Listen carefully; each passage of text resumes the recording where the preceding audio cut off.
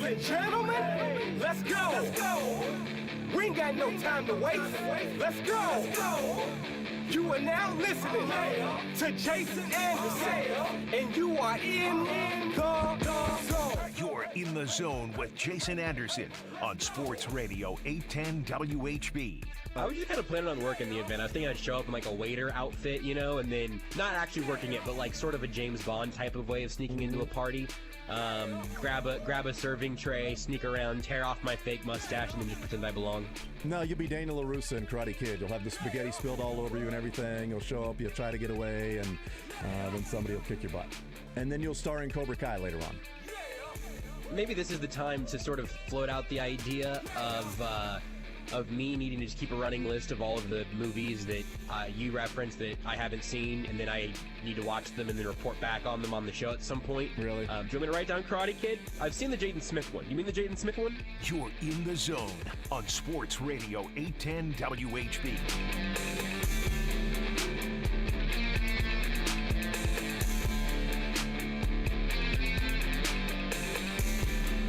I'm at a Thursday edition of The Zone right here on Sports Radio 810 WHB. Jason Anderson with you, Josh Brisco, and Beards. Heading up until 2 o'clock the next 4 hours. We've got you. Packed show today. Talk some college basketball. We'll talk some NFL. We'll talk some surveys. We'll talk some baseball and some combine. And I don't know, whatever else comes up along the way. Mick Shaffer will be our guest coming up at noon. Usually, you know, Mick is not in on a Thursday. But he was out yesterday, and he said, I demand to have my full allotment of radio time throughout the week. Maybe even extra. So, well, you can come in Thursday. And he's like, oh, I want to play the game. What's it called? Everybody Wins? That game, the Everybody Wins game, the one that nobody knows how to play, the pun name game, the before and after. Can I do that? We're like, yeah, absolutely. You can come in and hang out at 1 o'clock. Then we thought, well, Mick, if you're free, why don't you just come in at noon and hang out, and we can shoot the breeze from noon to 1, and then you can play sports or leisure. Not a lot of time to get your hard-hitting opinions from 1 to 2. It's all just S's and G's playing a little grab ass. And just for a warning, you know, because Mick will be in here for at least part of sports or leisure, my categories on the leisure side today are molecular gastronomy, nuclear physics, Stephen Hawking's works, and animals. And since Mick is in for sports or leisure, my categories on sports are numbers. Slash lines. Stats. Numbers and stats. Player A, player B. You got to guess which player's which. That's right. I'm going to give you two players. Player A, he's got a stat line of 301, 372, and a slugging percentage of 550, an OPS plus of 130. He drove in 45 runs in a 3-game stretch, shockingly, which is unheard of. And player B had an oblique injury most of the year. Oh, I think player B is Mondesi. Nice job. All you needed was one of the two. Player A doesn't exist. Player A is the person they thought Mondesi would be. The title I just came up with that. Player A, Mondesi in Dayton Moore's eyes. Player B, reality of Mondesi. Now you're going to Johnny's. It's the debut of a brand new category called Player A is Ryan O'Hearn, ... It's like a Jeopardy category. That's right. Player B is... Mick Shaffer noon, and then Sports or Leisure 1 o'clock. We will talk with Kent Swanson coming up at 11 o'clock, KC Sports Network. Guy. Again, it's like every 3 weeks you make me listen to you and can't talk. But we break it up by having a conversation with Matt Lane and Craig Stout. No, those weeks are great. Yeah. 2 out of the 3 Thursdays a month I love. Right. You know. So it's every 3. 66.6. Repeating, of course. Talk to me when KCSN has 33% of our weeks. I don't know. I'll figure it out. So you're saying, like, you enjoy the other two, and then Kent Swanson comes in, and he's like Leroy Jenkins? Leroy Jenkins! I think he is the Troy Aikman of that group. So he's the one that provides the Super Bowls. Well, in a matter of... He's the one that plays quarterback, and you're talking about there's Emmitt Smith and Michael Irvin. I'm saying that he has Emmitt Smith and Michael Irvin. Okay, he's being carried to the mountaintop of KCSN.substack.com. Great defense. Okay. KC Draft Guide 2. That'll probably be terrible. Just Kent's pages. Everything else will be great. I can't wait for that to come out. Is he at the, as Lebo would call it, the combine?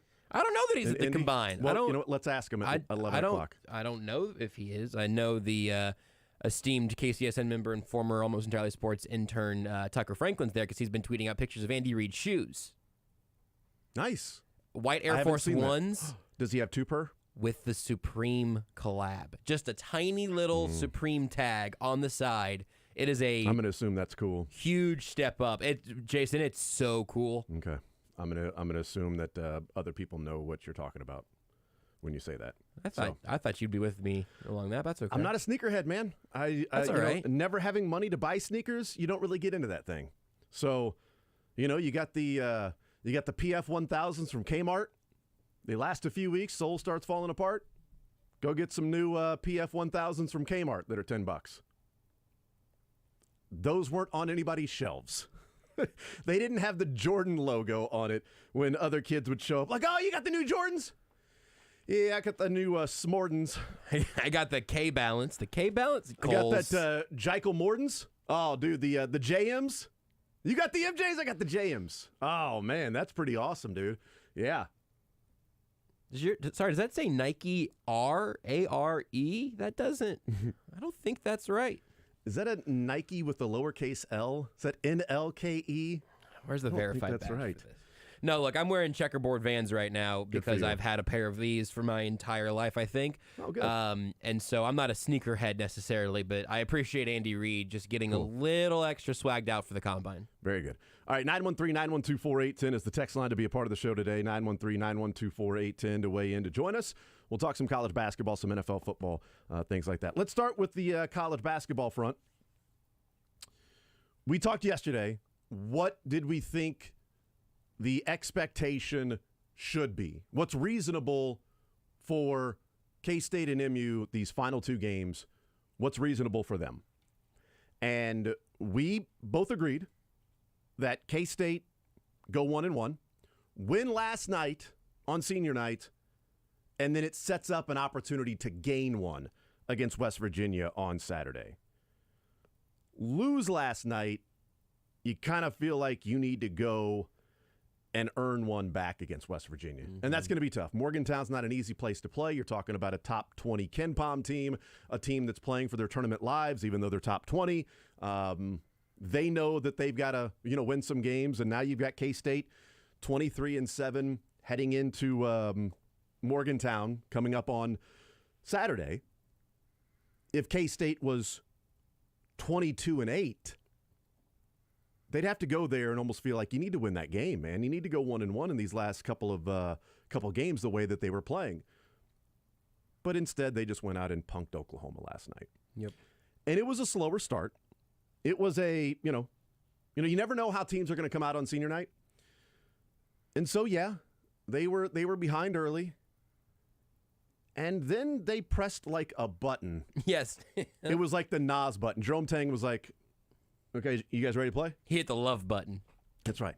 Isn't it amazing? It's like it's amazing what you can Bruce Weber accomplish had the play when you hard do it chart. Out of love. Those impressions coming together for Out you. of love, not out of hate. It's amazing. The quieter it gets. Well, when you got a team like Fran Fischella, you can go ask him. It's amazing. The quieter it gets, the more Michael Jackson comes out. Yeah, but it's pretty good. I have a very limited Jerome Tang that I'm working on, which is, isn't it amazing what you can accomplish when you do it out of love and not hate? It's amazing. And my very limited Dennis Gates. Yeah. Which is one word. Well, with our guys. Guys. He says. That was 4 words. Well, guys. 4 words guys total. is the word. Guys. Yeah. Well, when we're out there with our guys. That's it. There's my very limited working on the Jerome Tang and the Dennis Gates impression. Your Jerome Tang is a little Mike Tyson, a little Michael Jackson. Okay. Kind of coming together somewhere in there. He's got a very distinctive voice, though. I think that one should be He's doable. got a very, very small, specific lisp on specific, but not every single S sound, right? It's but just distinctive. It's just a small one on for every once in a while it comes out. But man, he's fun to listen to. There's some clips that we'll play from Jerome Tang last night and Dennis Gates as well. But first of all, getting into those games. K-State first. Down 17-13 with 8 minutes to go in the first half. It's like, okay, you're in a dogfight. You're not playing well. Offensively not playing well. And over the next 13 minutes, the final 8 minutes of the first half and the first 5 minutes of the second half, K-State outscores Oklahoma 40-16 in 13 minutes of play. It's roughly 110 points in a game if they kept that pace up. Now, keeping that pace up, that was against Texas earlier this year. But 40-16 in 13 minutes. Oklahoma's not a scrub.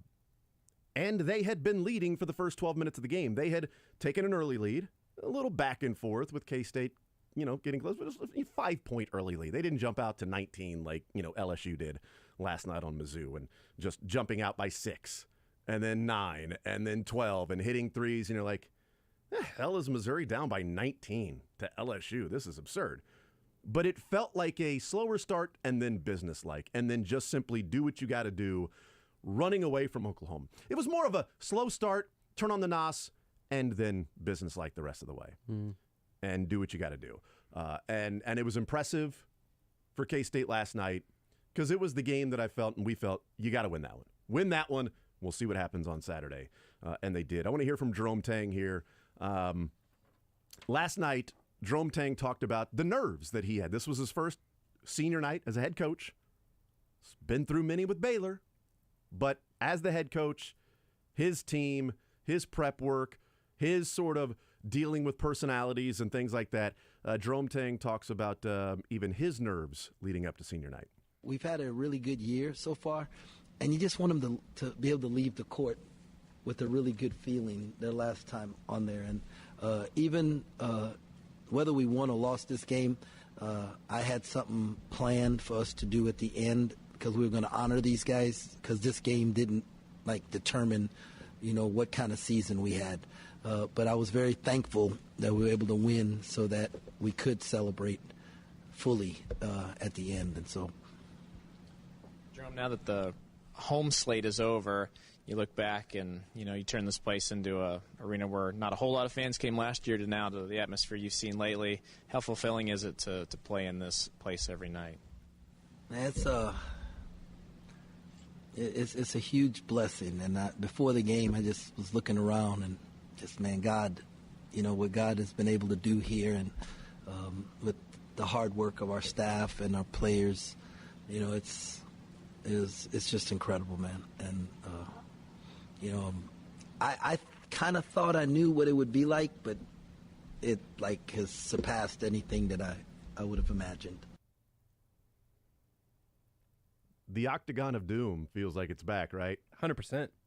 I mean, they just simply would. I saw the stat last night, and I can't remember what the overall number was, but I saw the loss number, and it was football and basketball this year combined, a total of 3 losses at home in Manhattan. Wild. If Wow. you went to every single home football and basketball game this year, you witnessed only 3 times K-State losing. That's unbelievable. What a stat. It's unbelievable. And so they did a great job this year, and Jerome Tang has done a fantastic job, and certainly Big 12 Coach of the Year, maybe National Coach of the Year. Here's Jerome Tang, though, weighing in on what kind of tournament run. So we talk about this team, and, I've mentioned that cut down on the turnovers. They can be pretty, the dynamism is pretty good with this team if they maximize their number of possessions, right? That kind of goes without saying. But from Tim Fitzgerald, he tweeted out last night and said, after scoring just 7 points on 2 of 10 shooting in the first 7.5 minutes of the game, Wildcats scored 78 points. The final 32.5 minutes, scored 78 points and shot 60% from the field the rest of the way. So what kind of tournament run, as someone who coached at Baylor, won a national championship, knows what it's like to go to a Final Four, what kind of tournament run can this team make? We got 2 dudes who can get their shot anytime. Always feel like those 2 guys are we're going to have 2 of the best players on the floor.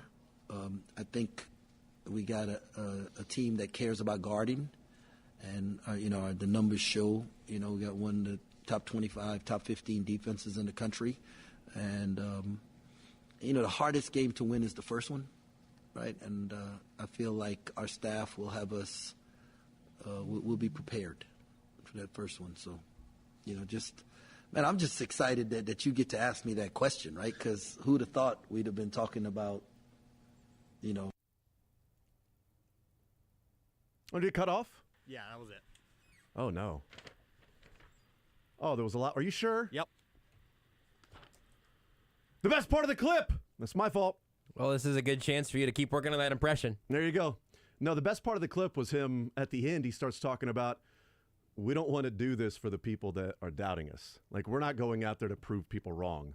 We want to go out there and play the way we know we can play for the people that believe in us. Like, it's just, there are some things that we've talked about with Patrick Mahomes that it feels like he was created in a lab with the things that he talks about, and sometimes how robotic he is at the podium, and sometimes when he's asked some controversial questions or some tougher questions to ask, it feels like he can navigate that pretty well. Like, he walks through that labyrinth and finds the end result and go, wow, that was pretty efficient for him to get through that.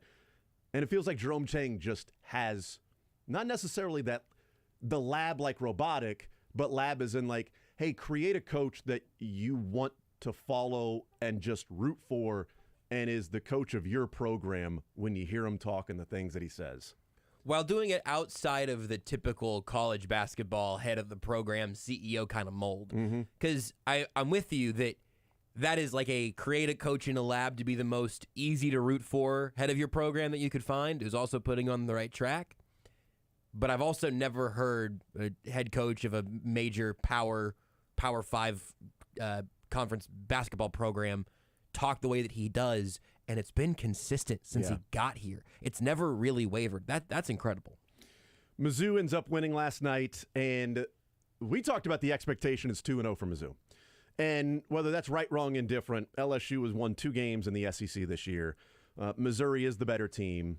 While it's senior night or not for LSU, the feather in the cap of Mizzou for the tournament is that they had 0 quad 3, quad 4 losses. We talked about this yesterday, that they have 5 quad 1 wins, and they are the only team in America with at least 5 quad 1 wins and 0 quad 3 or quad 4 losses. So while their non-conference net strength of schedule is in the 200s, they also didn't lose any of those games, to where some teams might have played some bad teams and ended up losing one of those games. So there's something to be said for that. You don't want to go to LSU or play Ole Miss and lose one of those games, and now you lose one of the best things you have going for you, which is they have no bad losses. They've got some good wins. They've got 9 wins in quad 1 and quad 2, and they have nary a loss in quad 3 and quad 4. And they showed up last night texting with my brother and nephew and watching the game, and they looked lethargic and slow, like there were other places they wanted to be. And it just wasn't going to be their night. It just wasn't. It was going to be one of those to where we showed up today and we were talking about how and why Mizzou played like that. LSU playing the way that they did with, I guess, the only thing to play for was senior night, right? But hitting tons of threes. And while the reaction while the game was going on was, oh, LSU can't miss. They've hit 10 threes. My reaction is, you know what scholarship Division I, Power 5 / Power 6 with the Big East college basketball players do? They typically make open shots. And my God, the amount of wide open threes LSU was shooting last night. It was not surprising that they made 10. When you allow a team to take wide open threes, and that was what was happening last night with Mizzou. They were slow. They were lethargic. They didn't really have their head in the game. I don't understand the 1-3-1 that Dennis Gates runs from time to time, because it feels like 2 passes wide open 3 every time. They run this 1-3-1. They overload one side with the shooter. They pass it a couple times, and then boom, somehow they've got a wide open 3. And that twice LSU did that. But they were taking open shot after open shot after open shot. I'm like, of course they're going to make these shots. They're Division I players. It's not like, how is LSU doing this? Because you're not guarding them, that's why. And the last 2 games for Mizzou. So what we talk about with K-State and we talk about with Kansas, and looking around at the tournament and things like that. What we discussed with Mizzou is when they don't knock down threes, there are times where they just simply do not play defense. And yes, and the text had a texter joked yesterday and said, wow, a team that doesn't hit shots and doesn't play defense in a game can lose in the tournament. Right. but comparing that to other teams where Kansas can then go and defend. And if they're not scoring at a high clip, they can limit the other team from scoring. Winning in different ways.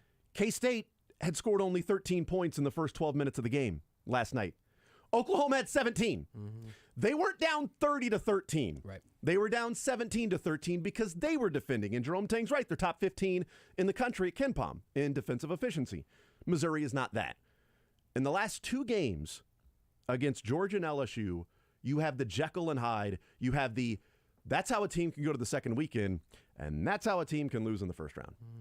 And against Georgia, they were down 8 in the first half. They trailed at halftime, and they came out in the second half and beat them 45-22. They gave up 22 points in the second half to Georgia while scoring 45. And last night, they were down 19 with 2.5 minutes to play in the first half, trailed by 13 at the end of the half, and outscored LSU 47-29 in the second half. I mean, you're talking about 92-51 in 2 second halves on the road against Georgia and LSU. But you're also talking about trailing in both of those halves. Right. And That would be giving a up, great stat if it was a 25-point win. and giving up 88. Right. So over the course of a game with what they did in the first half of those games, they would be down 88-74. They gave up only 90 points of what they were pacing for and how they played against Georgia and LSU. And they ain't the Warriors. So you've got games where they just simply don't defend, or at times they don't defend. And against teams that are going to the tournament, which Georgia and LSU are not, you play like that in the first half, you can't come back. You can't outscore a team by 23 in the second half against another tournament team that's also tested and battled and plays good basketball from time to time. And you're not outscoring a team by 18 in the second half like they did last night in Baton Rouge.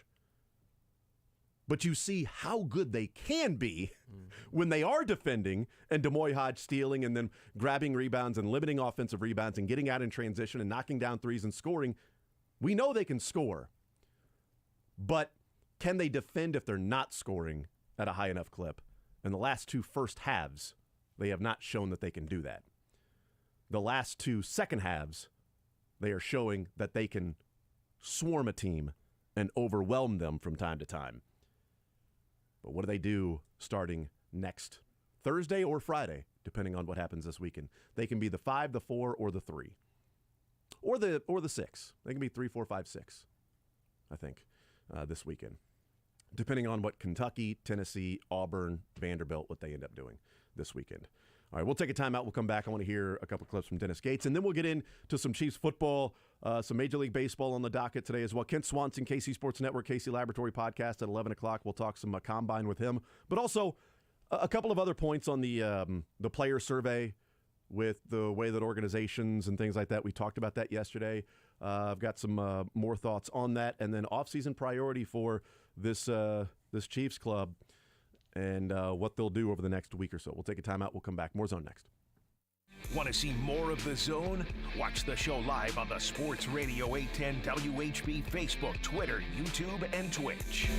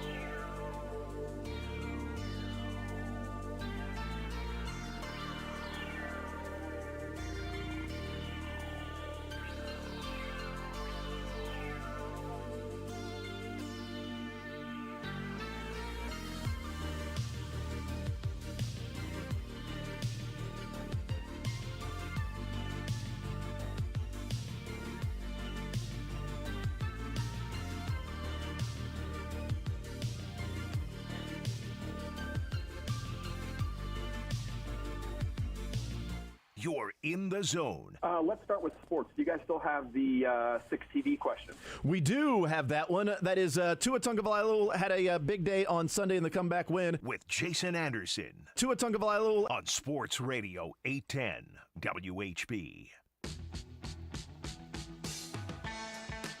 Dolphins needing to make that decision on Tua Tagovailoa's fifth-year option. We'll see what they do. Let's hear from Dennis Gates. Last night, Mizzou gets the win at LSU, setting themselves up for senior day against Ole Miss on Saturday, and to end the season 23-8 and 11 wins in the SEC and a chance to finish as high as third. Picked 10th before the season, can finish third. Here's Dennis Gates' opening comments on the win against LSU. It was a senior day here at LSU, and they came out with an emotional first half. 11 of their 12 field goals was from three. And to be able as a team to not get discouraged, the game was won at halftime with the look in our guys' face, the challenges that they set for each other, but also the communication, which I'm proud of their communication in that moment. We knew we would have to come out and score 50 points. We were 3 short of that. We scored 47 to be able to come away with the win. I'm proud of Demoy Hodge. I'm proud of Drake Golston. And Sean East impacted the game in a great way with his 6 assists and obviously his pass to Demoy. I think that was the go-ahead or to break the tie three-pointer. It took vision, but also it took confidence and belief in his teammates. We didn't get to the free throw line often, but we had 13 for 13. We shot 100%, which is great. To be able to win a game, we were down 36 minutes of that game, and we were able to etch out a victory. And it's magical, it's March, it's madness, all in the same breath. Happy first of the month. That's right. It's a little bone for you. Wake up. Demoy Hodge hits that three with a minute and a half to play to put them up by 3. They led for a minute and a half in that game last night. It was the first lead of the game, a minute 37 to play in the second half, and they end up winning by 5. And Hodge was just brilliant last night. Golston was awesome. Hodge was the best player on the floor and breaks the record for the single-season steals for Mizzou in their history. It was a goal of his when he committed to Dennis Gates and Missouri. He looked up the number to see what the record was for steals in a season and said, I'm going to break that. And he did in last night's game with 5 steals. Dennis Gates said that the game was won at halftime in the way that he saw the players, the look in their eyes, knowing that they got to come out and score 50 in the second half. They scored 47. The goal, we need to score 50, because if you fall a little bit short, good chance you still win, depending on how you defend. They go out and win the second half 47-29. Here's Dennis Gates on what took place in that second half, why they were able to outscore LSU by 18. I think our guys were able to just play our style, not get bothered. We knew the averages. To be able to shoot 75% from 3, it's the exact same thing that happened in Columbia when we started the game, and they basically did their part. But 11 for 12, I don't think I ever been in a game where 11 of 12 field goals and then 12 for 12 from the free throw line happened in one half, and they just did a good job. But our players, our guys didn't blink, they didn't budge, they knew the game plan, and they stuck to it. Guys. So that word, just like Conzo, was on the floor. You got to have one jump-off word. That's a Caliendo tip, I think. On the floor with our guys. So Mizzou gets the win last night. They get set up for Senior Day coming up this weekend against Ole Miss. 913-912-4810. Let's talk some Chiefs football here as, Kent Swanson will be our guest coming up at 11 o'clock, and we'll talk with him about the Combine and then priorities and things like that for the Chiefs this offseason. Let's go back to Brett Veach a couple of days ago in Indianapolis at the Combine when he spoke with the media and talking about this offseason and the things that have to happen, but also there's a jumping off point, and then there's a domino of what happens from said move. And as I've said, many times, the flow chart of the offseason moves for this Kansas City Chiefs organization. Let's take a listen to Brett Veach weighing in on that with Frank Clark and Orlando Brown and things like that. Yeah, I mean, we'll see. I mean, we were able to work something out with him last year, and we'll probably have similar conversations this year. And it's part of the process. It'll be like that for a few guys here, and we'll, like I said, it's one of those domino effects, and probably starts with Orlando, and from there you have to just see how that thing's going to work out and play out, and then you work from there. But I mean, the good thing for us is that we have these strong connections with these players. They've played here for a long time. They're embedded within the community, and they love being here. So that's a good starting point for us. And now it always is a matter of finances. So it's a matter of just kind of seeing what the whole big puzzle looks like, and when we leave here. And as the days go on now, everything starts to get clearer and clearer and clearer. When you first get here, it's kind of cloudy, and then you go through this process. You meet with this guy's agent, that guy's agent, this guy's agent. It starts to clear up a little, and once you get into that middle first week of March, I mean, it starts to come together. But really, it's kind of hard to predict exactly how those are going to work out. But I think the bonds that we have with these players and the fact that we've had a long track record with them, I think helps us buy more time, if you will. The first part about Frank Clark was so eerily similar sounding to Brett Veach last year being asked about Anthony Hitchens and Byron Pringle and a couple of those players. Tyrann Mathieu. Mathieu was discussed. But it like Tyrann Mathieu, I feel like Anthony Hitchens was a different sound than even Tyrann Mathieu. It was one of those, well, we'll see how it goes.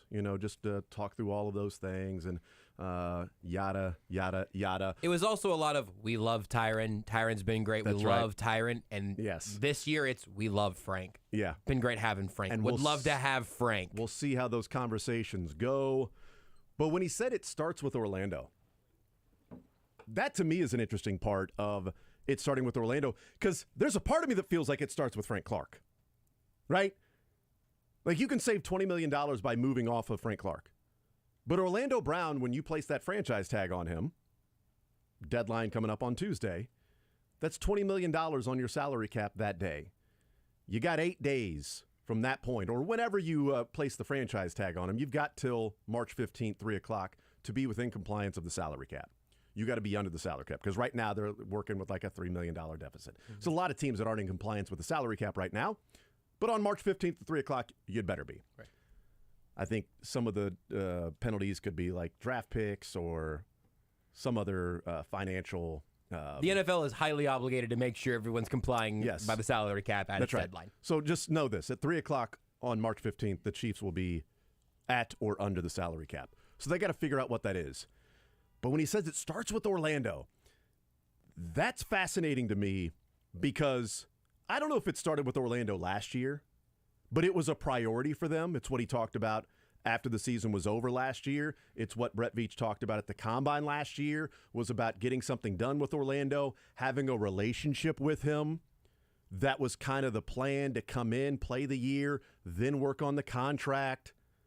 They were excited and optimistic about what the next weeks would be like in talking with Orlando to see what how they can get something done. I don't think there was any chance he thought that Orlando would essentially go dark for like 3 months until he finds an agent, and then he gets an agent and is like, hey, you got 3 weeks. I think the Chiefs are going to figure something out. Like, I don't think that was the case. But saying that it starts with Orlando, I mean, does that tell you that there's more of an emphasis of a quicker long-term extension, to where if you're setting up your off-season stuff, that, well, it starts with Orlando, unless they go, it starts with Orlando, we're counting on 20, we'll build everything around 20, and then if it's lower than that, we can adjust. Because Chris Jones, they built around 16 cap hit for him in the franchise, then they signed him, and they kept that cap hit the same that year. Yeah, functionally this year, I think it starts with Orlando Brown in a way, like in a practical way that is very hard to work around, in perfect relation to Frank Clark. They can't tag Orlando Brown until they cut Frank Clark. Or they can't restructure Frank Clark while also waiting for Orlando Brown, because if you don't tag him at all, now he hits the open market, that's a total disaster. That's not going to happen. They're going to tag Orlando Brown unless they get a deal done before the tag deadline ends. And I do think there's actually at least a little chance of that. I didn't really expect that coming into this offseason, but I've had a couple of conversations. You expect Orlando Brown to be tagged before the... No. I think there is a chance that Orlando Brown signs a long-term deal before the start of the new league year to provide that maximum flexibility. Okay. And I was really prepared for it to be a franchise tag and then a couple months of negotiation up until the extension deadline, not up until the franchise tagging deadline. So seeing that door get kind of cracked open a little bit is interesting, especially when you understand what Veach is referring to there, where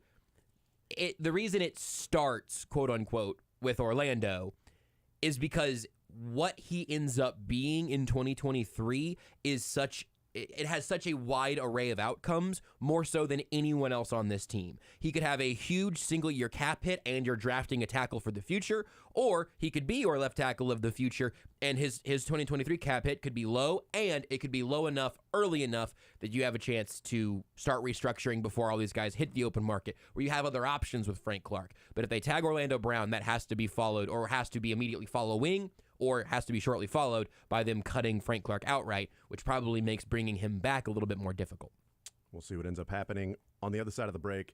We'll have a little bit of time, and then we'll talk with Kent Swanson. But I do think timing of Orlando Brown is significant.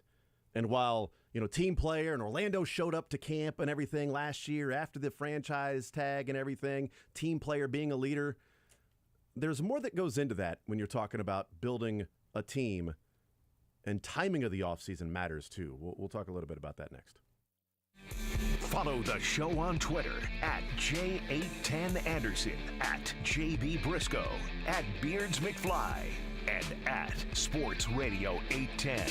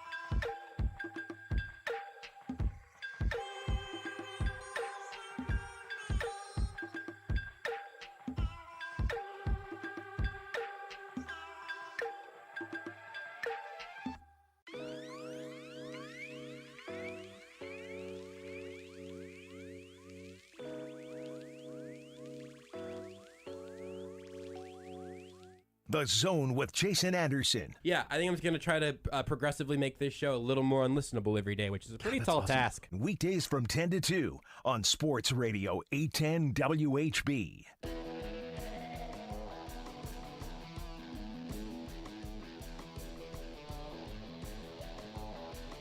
All right, we continue right here on Sports Radio 810 WHB. We'll talk with Kent Swanson coming up at 11 o'clock. We'll get a little bit more into when we talk about timing of the offseason, because we discussed that on March 15th, you got to be down under the salary cap, right? 3 o'clock. Orlando Brown last year, when they placed the franchise tag on him, it was 16 and change, whatever it was. That 16.6, whatever it was, last year for Orlando Brown. And while they wanted to work out a long-term deal with him, and they tried, they weren't able to do that. So we went in that season and played last year on the franchise tag. But the second you place the franchise tag on that person, as we've talked about it, and you guys know, you've got to count that against your books. Which means if there was any plan for them to go out and sign somebody else, if they were going to get relief on Orlando Brown, a long-term deal, they'd take a $4 or $5 million cap hit last year, save 14, 12, 11, 12, 13 million, depending on what they wanted to do last year in the cap, and go out and get somebody else to really solidify their team. They didn't have that option because they couldn't work something out with Orlando Brown. And when we talk about the timing of the offseason and team player this and team, well, he showed up to camp, true, but did he hamstring their ability to go and sign somebody else in the offseason last year? It did not hurt them because they won a Super Bowl. Will it hurt them this year? Because if they're barely in compliance with the NFL salary cap on March 15th, free agency comes around. Are they doing anything? Are they trying to work something out with Orlando Brown and saying, well, we can shave $15 million off this cap hit, but we can't count on that. So therefore, we can't go and sign this person. If Michael Thomas, when he's a cap casualty, is that somebody that the Chiefs want to take a flyer on? The guy has not played the last 2 years. Didn't play 2 years ago because of an ankle. Played only like 7 games the year before that. Played 3 games last year. When healthy, he is incredibly dynamic. We talked about Juju Smith-Schuster. Marcus Davenport's also been connected to the Chiefs. 26, 27-year-old defensive end. How much will he cost? But you're also working on Chris Jones. So a lot of it can be timing, too, that if Orlando Brown takes us to the end, does it cost him a player or two? We'll find out. Hey, folks, Rick.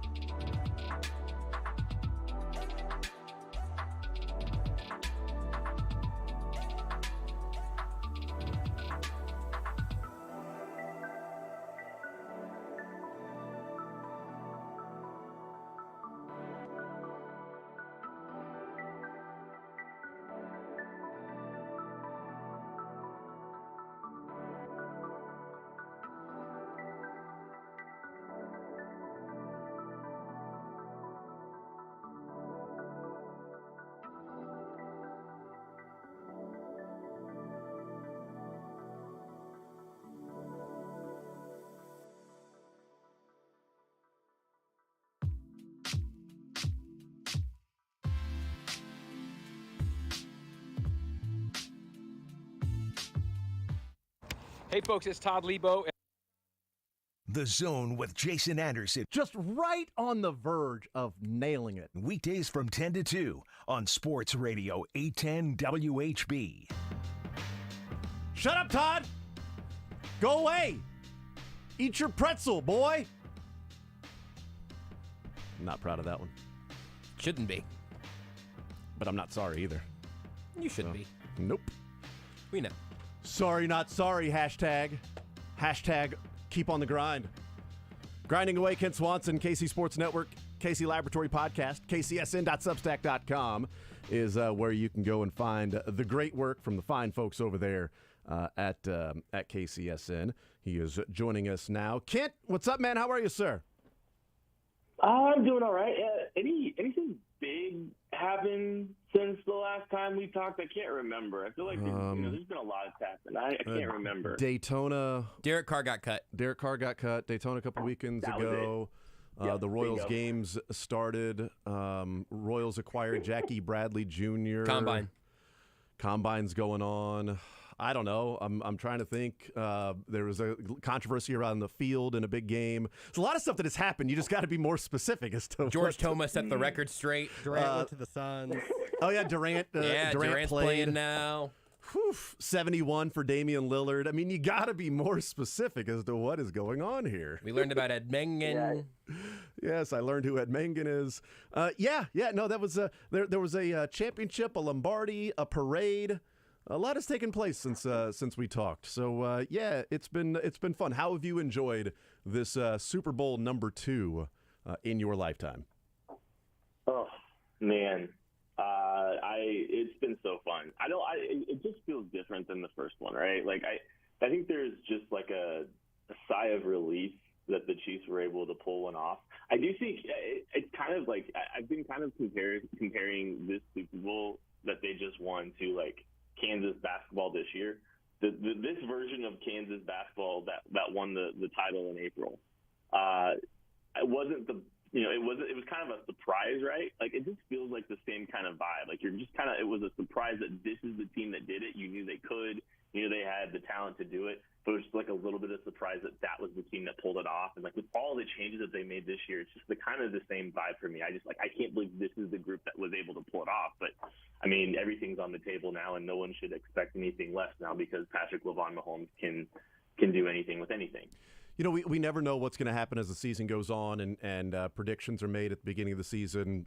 No problem with saying I picked the Bills to win the Super Bowl and stayed with the Bills throughout most of the season. And then I picked the Bengals to win in the AFC Championship game. Some of that was on principle alone, but picked the Bengals to win that one. I feel like there are seasons where the Chiefs very easily could have won the Super Bowl in 2018. They didn't. The Patriots did. The Ravens through most of the year in 2019 were like, this is the team. It's the Ravens this year. It's they're gonna. And then the Chiefs went and won the Super Bowl. 2020 the Chiefs were dominant. It was 14-2, 14-1 when their actual starters played, and then it was just too much to overcome. This year felt like this team winning to a degree, even though they have Patrick Mahomes and dominant players. This team winning this year almost felt like from the beginning of the season to now, like they stole one from somebody else. Like this was the Bills or the Bengals season to take advantage of their rookie contract quarterback and building around that and building up and good teams that they were going to get over the hump and win the Super Bowl, and it was going to be the Chiefs then saying, okay, well, wait till you get that quarterback that's expensive. Like in a way, it felt like the Bengals jumped the line last year, and in a way, it felt like the Chiefs stole somebody else's Super Bowl this last year, even though they were really freaking good and lost by a total of 10 points this year. Absolutely. And it's also like a little bit of a law of averages thing too, which like that is not in any way, shape, or form how the NFL really works. But like the Chiefs have given themselves so many bites at the apple that that they probably have earned a second ring. In this dominant stretch where they've gone to 5 straight AFC championships. I'm sorry, hosted 5 straight AFC championships. They haven't gone anywhere but down the road. Yeah. So there's probably some positive regression for them a little bit in some regard too. They've been so close, in every single the AFC championship games they've lost. They've been close too. So I don't know. It's just cool that this is the version that won. when there was so much newness and excitement this offseason with how they approached roster building, and just the fact that you saw, like, it feels like the start of something rather than the culmination of something, and that's what's so cool about this moving forward. Yeah, like just probabilities, and if you played the season 100 times each year, starting from the AFC Championship game, so Chiefs, Patriots, Chiefs, Titans, Chiefs, Bills, Chiefs, Bengals, and played those seasons out starting there 100 times each. I mean, how many Super Bowls do they have?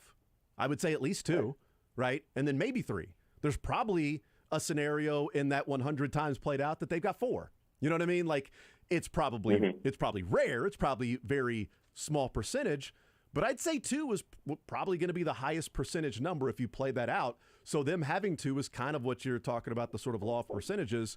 But you can also say they might have been unlucky here or there, because there's also a number of seasons in that 100 that's played out that they've got 3 or 4. But you know what? I'll take 2. I'll take the 2, bird in hand. I think the other thing is, like, Patrick Mahomes hasn't been healthy for the last 2 Super Bowls either. Yeah, that's true.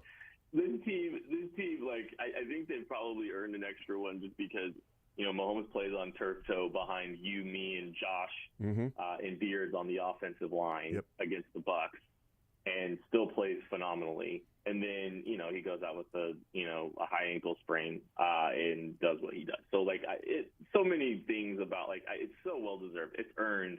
They should be champions, twice in the last 5 years. You might be able to argue a little bit more, but it's just satisfying that we don't have to deal with a bunch of stupid what ifs and a bunch of stupid narratives about who the best player in the world is this offseason. No doubt. Kent Swanson is our guest, kcsn.substack.com, KC Sports Network.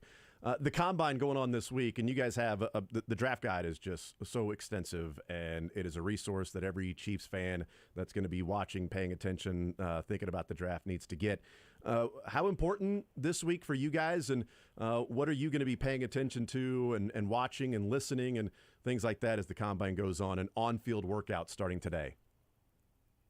Yeah, the Combine's a really big piece for our pre-draft process because we love to get the, athletic testing to kind of pair with, obviously, the film grades that we do. And this is a big benchmark, especially, it's kind of funny. It's like right off the bat with athletic testing, it's huge for edge rushers.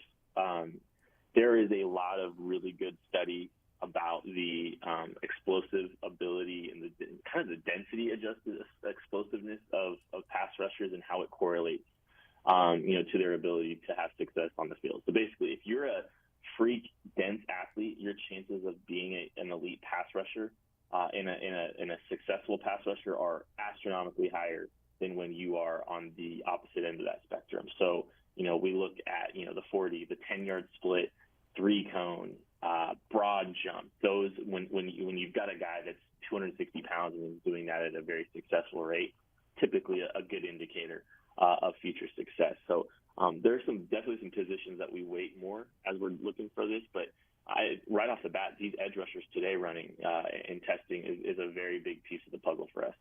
When you mentioned dense, explain that. Yeah. So, besides Patrick Mahomes, funny, that boy dense. what is an explosive ability and dense athlete? Yeah. So, there's some athletes that are going to test at 225, 235 pounds. Some of the lighter edge rushers, you'd probably consider them a stand-up 3-4 outside linebacker, and they're going to run 4-4.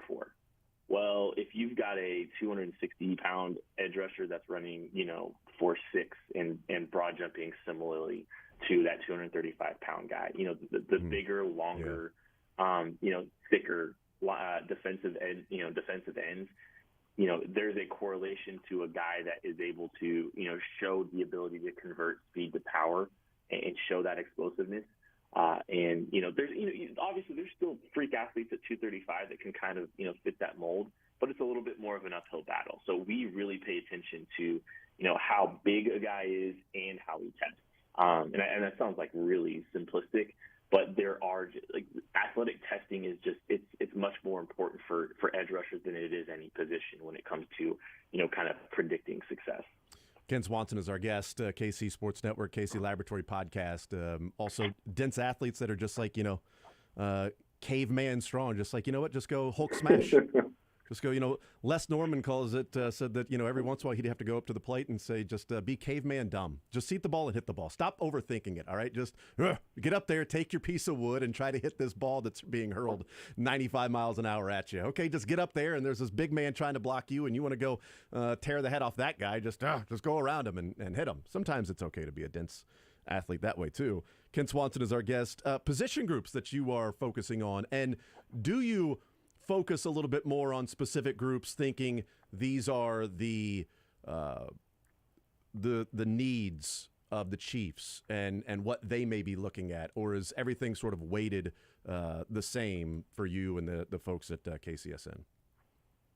So when we write the book, we're not taking into consideration necessarily like the Chiefs' needs when we're stacking our board or when we're doing anything of that. But like if I were to say, like, we do a lot of cross-checking when we're doing our book, and it's safe to say that a lot of the Chiefs guys in this group are paying close attention and doing a lot more cross-checking on positions of need because we all want to watch them, right? Yeah, for sure. So I mean, there's no adjustments that we're making for that, but there are so many positions that we're looking at, right? Like, I mean, I think the cool thing about this draft and the cool thing about just this Chiefs offseason, it's so open-ended right now. Like, you have some scenarios that you can play out, and you can see, hey, maybe they tag Orlando Brown, maybe they bring back Frank Clark, maybe they bring back Juju, maybe all three of those things happen.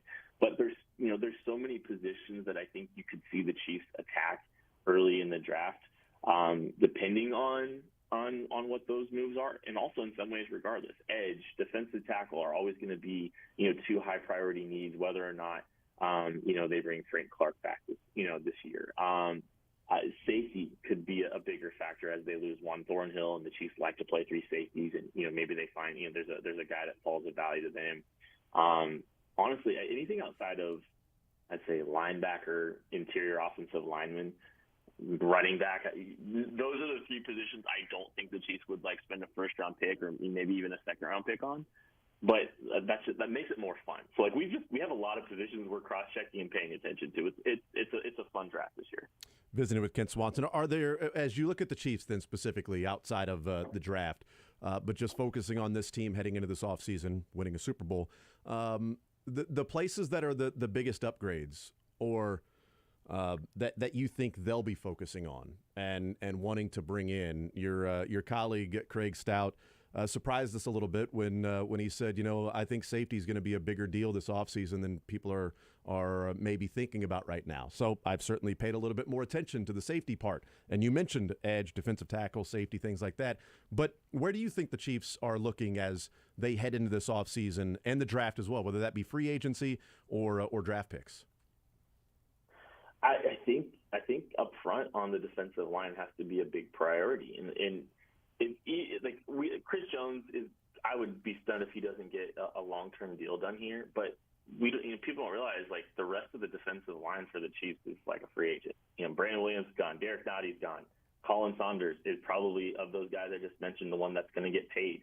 Carlos Dunlap's gone, so they've got to, find, quality rotational pieces and just quality depth, and potentially starters up front. And, this is a good draft to do that. But there's, there might even be some potential for some free agencies. I think some of those, there's a guy or two that I just mentioned that's probably back next year. Mm-hmm. But they've got to really kind of retool that group a little bit and add more able bodies, because you've got to find a way to. Frank Clark will see. They've got to get better along the edge position. The edge position was fine, and they were good enough to win a Super Bowl. But Frank Clark's going to be a year older. Carlos Dunlap's a year older if they bring him back, and the interior of the defensive line doesn't have depth right now. So I think that's the trenches on the defensive side of the ball is a big priority for me when I'm looking at all this. Do you think that's going to be a main priority for Brett Veach and this coaching staff, that they'll spend resources, free agent money, draft picks, maybe a high draft pick? They spent a first round draft pick on George Karlaftis, and they end up signing Carlos Dunlap later on. So it may have been a bigger priority. It's just how things end up working out. Do you think this year will be a bigger priority to where they may be in on a free agent defensive end, a free agent edge rusher, and looking at first round draft pick edge players, and even if they need to trade up to get one? Yeah, Absolutely. I think it could be hey, we're going to spend a little bit of money in free agency on the defensive line and go spend an early pick on a defensive line. That wouldn't stun me at all. And I think that's good roster building too. That's, there's a lot of good edge rushers in this class. I think there's plenty that'll fit. There's a lot of good interior defensive linemen that I think that could make sense, where the Chiefs are picking. So you go and address that. But, I think that's regardless of what happens in free agency. They could spend a little bit of money, and I could still see them continuing to invest in that group because it's so important to having success in the National Football League. And I think the defensive line played so much better down the stretch, and that's obviously a great indicator. But I would love to see Joe Cullen get more, weapons at his disposal to work with because I think he's a great coach, and I think you saw them improve throughout the year. But they've got to find depth and they got to find more talent to continue to keep that journey. Kent Swanson is our guest. All right, let's talk about some of the players on the Chiefs and what may or may not happen with them. Chris Jones still under contract one more year, but the expectation is something's going to happen, whether that be a trade or an extension. Orlando Brown, the expectation is, within 5 days that they'll have placed the franchise tag on him, the deadline being Tuesday. And then we'll see what happens with Frank Clark. If you're looking at it, let's start with Orlando Brown. Franchise tag, 1, do you expect that to take place? 2, do you think there'll be a long-term deal done with Orlando Brown? 3 years, 4 years, 5 years, whatever it might be. Or is there, a real shot, a real possibility that they go into this year and it's one more year in the franchise tag for Orlando Brown and then they just figure out next year what they're going to do and maybe they start to find the replacement right now for Orlando Brown for 2024? Yeah, I think that's the determining factor in how the rest of this offseason goes, if I'm being honest. I think that's the big domino that has to fall with how this team's going to make their decisions about their offseason. And I don't love the idea of if you're going to tag in, like I want them to either get a long-term deal done or find a way to move them for assets, I think, at this point. So, if you tag him and trade him, cool. If you tag him with the expectation that he's only going to be here for one more season, I don't think I love it. However, I think that if they do that, you're probably looking at offensive tackle very, very early in this draft as well, right? So I think for me personally, I'd try to get something done. It's just a matter if they're going to be able to find a number that they all can agree to, because it was very difficult for them to do that last year, and I don't know if that's going to get any easier this year. Yeah. I thought it was interesting that Brett Veach said there's more runway this year, and I went back and listened to the Combine press conference last year and the end-of-season press conference last year, and there was tons of talk about Orlando Brown. And thinking back now to late January, which unfortunately their end-of-season press conference was late January, and then the Combine press conference, which was like March 1st or 2nd, to what happened in that offseason, right? I mean, they leave that Combine thinking something's going to get done with Tyreek Hill. And the way Brett Veach talked about it was, well, yeah, we've got a relationship with Orlando now. We traded for him, and you never know how things are going to work out, but just him in the building and working with them, we love him here. We want to get something done long-term. We're pretty optimistic and confident that something's going to be done, and having this relationship built with them already, seems like, it's going to lead to, us getting something done. I don't think there's any chance Brett Veach thought at that time that Orlando Brown would just, go dark for 3 months or so and not have an agent and just you can't negotiate a contract at that time. So him saying there's more runway, I thought was interesting because they can start talking now, even as, before they put the franchise tag on him. And they've got till July to get something done, whereas, last year it felt like they had a month once Orlando Brown got an agent, and then it was, kind of speed negotiating, and then they couldn't get to a final number. They start this year with the relationship with the agent and also a starting point of knowing where the two got to at the end and sort of said, okay, we're done. We're not going any higher. And Orlando Brown and his team saying we're not going any lower. All right, now you can meet at the table. Here's where we're starting, and we've talked with you, and we got a lot more time. Does that give you more confidence then that Orlando Brown, that they do get something done long-term and it doesn't push against the deadline in July? There probably, I guess that's a good point. There probably is a little bit more reason for optimism there. And I think, his agent, I believe that Orlando Brown Jr. was the first contract he's negotiated in the NFL. Yeah. And so perhaps there is more of an understanding of the ecosystem that this guy's operating within as an NFL agent. Maybe there is a better understanding of the market for Orlando Brown Jr. services that he can kind of draw from to help understand and set expectations, for what kind of deal is actually available for him, and like those better acclimation for the agent, which sounds crazy. Like it was just always, it was such a bizarre, drama last year with Orlando Brown selecting an agent that had no experience whatsoever doing this. And, some of the phrasing that the agent used and stuff about, I'm not going to let my, clients sign a deal that isn't fair. And it's like, maybe there's just a better, understanding from all parties now. And a year for them to kind of gauge some things and get a better, get their feet wet a little bit almost in some ways too. It didn't cost them last year because they won a Super Bowl, but I do wonder what the idea was in the front office of, hey, here's the number with Orlando Brown, the franchise tag. We're putting 16 there. We know that has to count against the cap. We can't move anything around, and we can't adjust that number unless we get something done long term. And if there was a player or two out there that they might have been interested in going and signing, thinking maybe that you could drop that Orlando Brown cap number from 16 down to like 4 or 5, and it's like, okay, now you got 12, $12 million extra against the cap you can work with. But it never happened because he didn't get something done. They couldn't negotiate. And I bring that up this year because you mentioned Orlando Brown, that's the determining factor that can affect, the rest of the offseason. And Brett Veach has said the priority to start with in the offseason, you get rolling with Orlando Brown. Obviously, things will be set around, here's his cap number, $19.9 million, so you work around that. But I wonder if there's also a part of, once we get this deal done with Orlando Brown, this is the cap number we think it's going to be this year, which can allow us to go out and be players in this, or even allow us to do something with Chris Jones.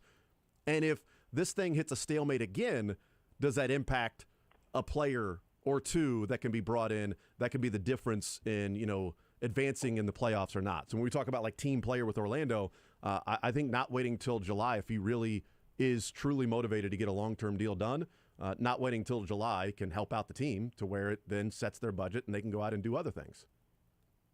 No, I 100% agree. And I don't want to say, I don't know if I want to say Orlando Brown Jr. is not a team player. It doesn't happen. But right. Yeah.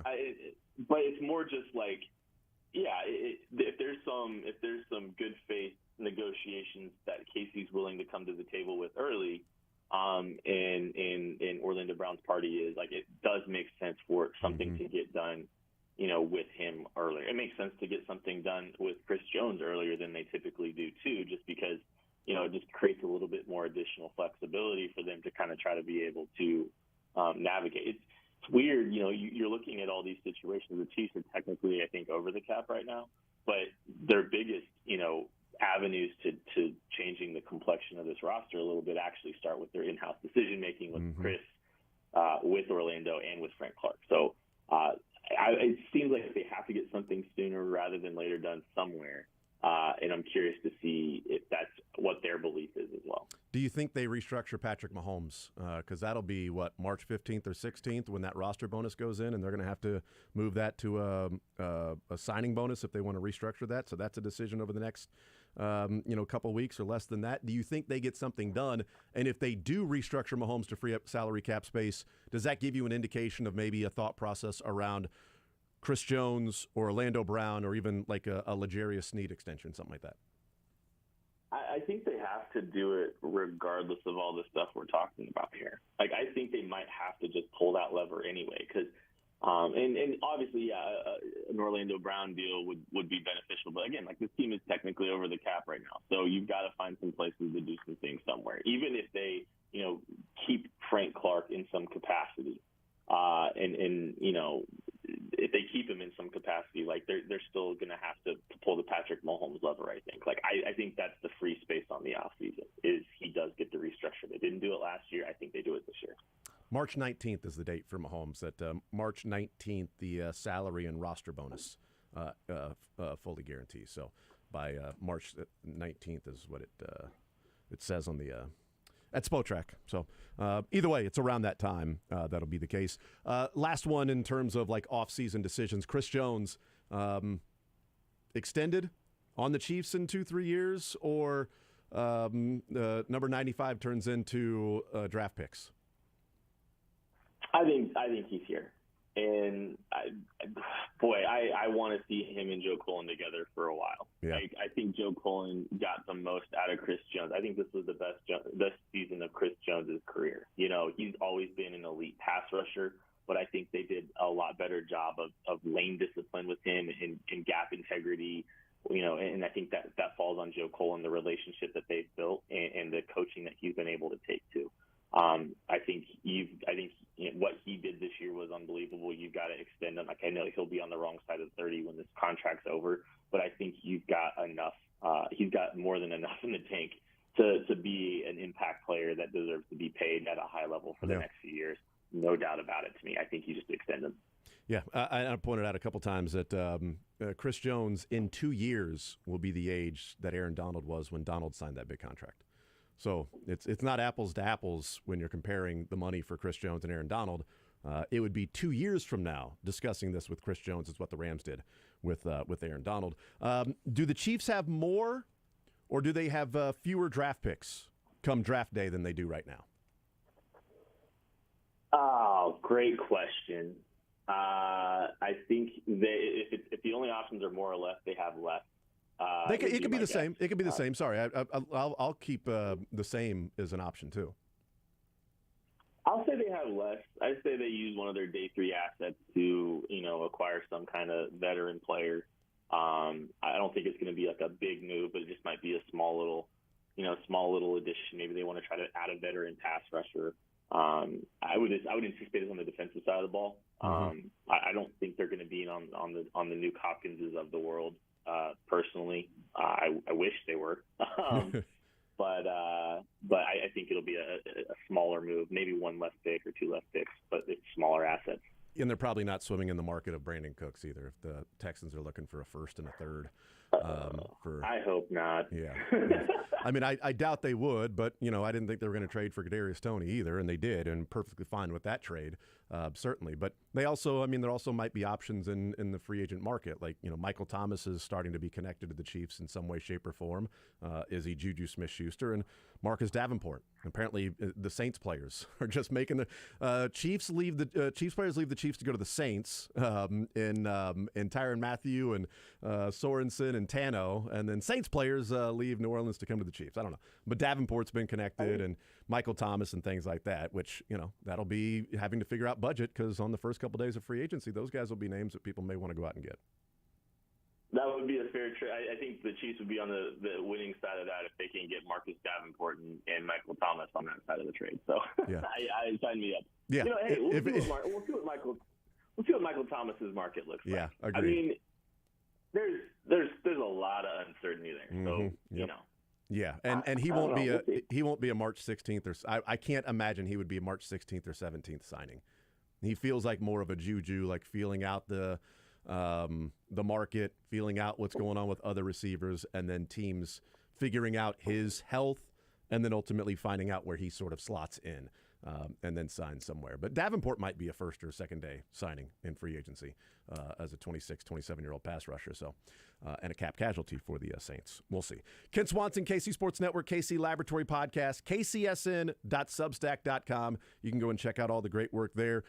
Kent, really appreciate the time, sir, as always, and looking forward to our conversation a few weeks from now, and we'll see if anything else that's pretty big happens along the way.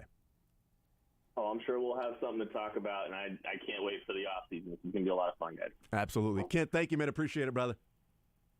Anytime. Absolutely. There's Kent Swanson, KC Sports Network, KC Laboratory Podcast. Again, kcsn.substack.com. Kent's got a piece up there about 5 players in their playoff run that earned bigger roles going into next season. It's an interesting read as well. We'll take a timeout. We'll come back. We'll continue rolling.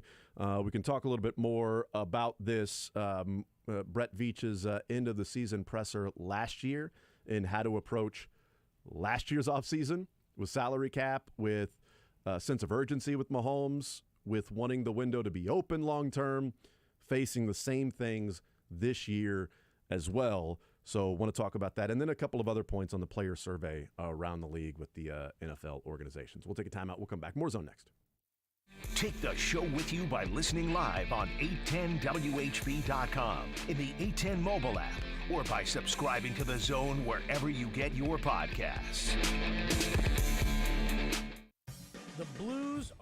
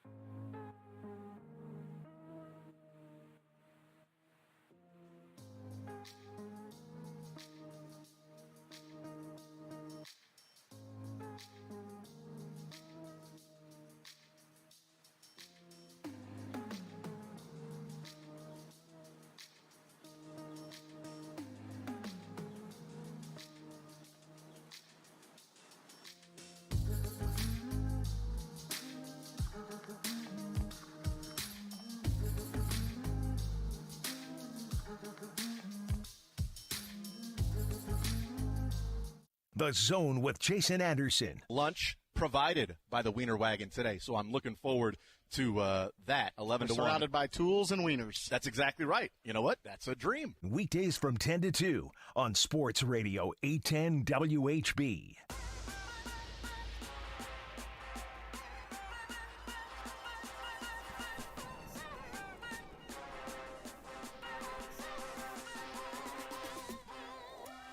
We continue right here on Sports Radio 810 WHB. Mick Shaffer will hang out with us in the noon hour, whether you like it or not.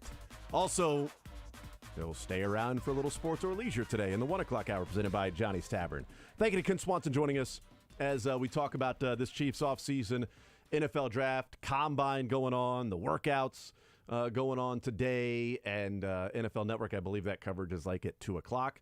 And interesting, Kent Swanson talking about that the defensive ends, the edge rushers, that defensive line is going to be something that they focus on because he says, explosive ability and dense athletes correlate to success that they've seen and others have done studies on for, what does the combine mean? I always like the connection of the athletic testing for cornerbacks, depending on what role that cornerback is going to be playing. But he talked about the 40-yard, the 10-yard, the 3-cone drill, the broad jump for some of these defensive ends. And then you look at what the size, the weight, the size, all of that stuff compared to what they're doing. And then you start to find some guys that can be, difference makers in the NFL. So we shall see. And I think certainly the Chiefs are going to be in the market for defensive line help this offseason. Is it maintaining the dominant interior pass rusher in Chris Jones and building around him and Karlaftis going into his second year? Is it drafting? Is it free agent signing? All of the above. And how many do they bring back? Because Colin Saunders also a free agent along with Derek Nottie. I don't think Nottie's going to be retained or brought back by this Chiefs team. But I think Colin Saunders is probably a chance. I think the way that he interacts on the team, I think the way that people like him and him having some production. He's not going to go out there and get a 4-year, $80 million contract.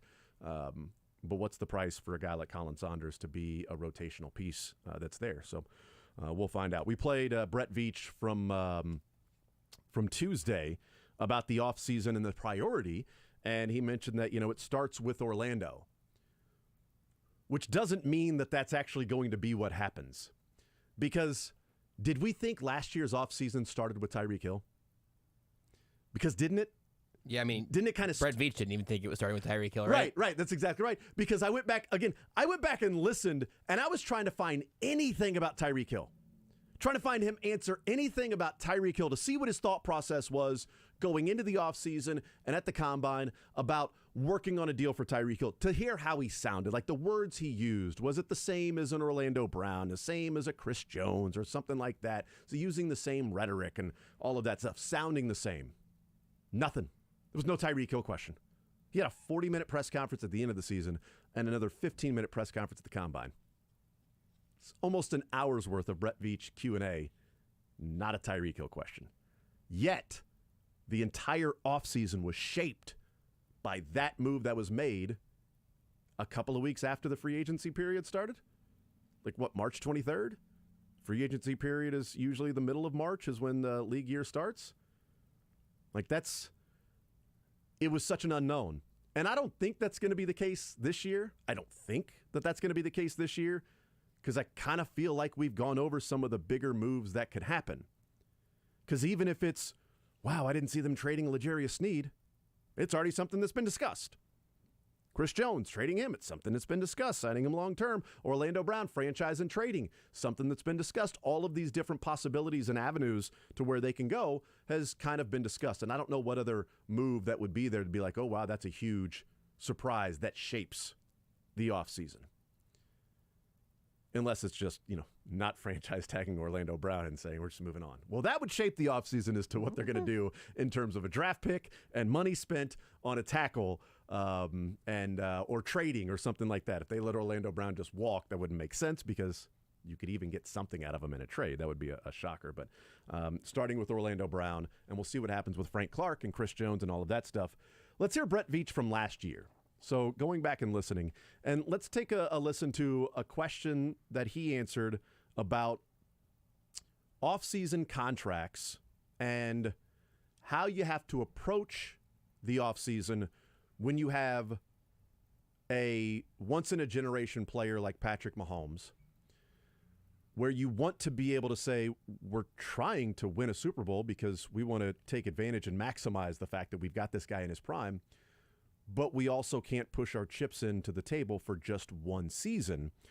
So here he is answering that sort of delicate balance. And remember, this is, at this point, it was 2 months before they ended up trading Tyreek Hill, because this is the end of the season presser, not the combine presser. And so take a listen.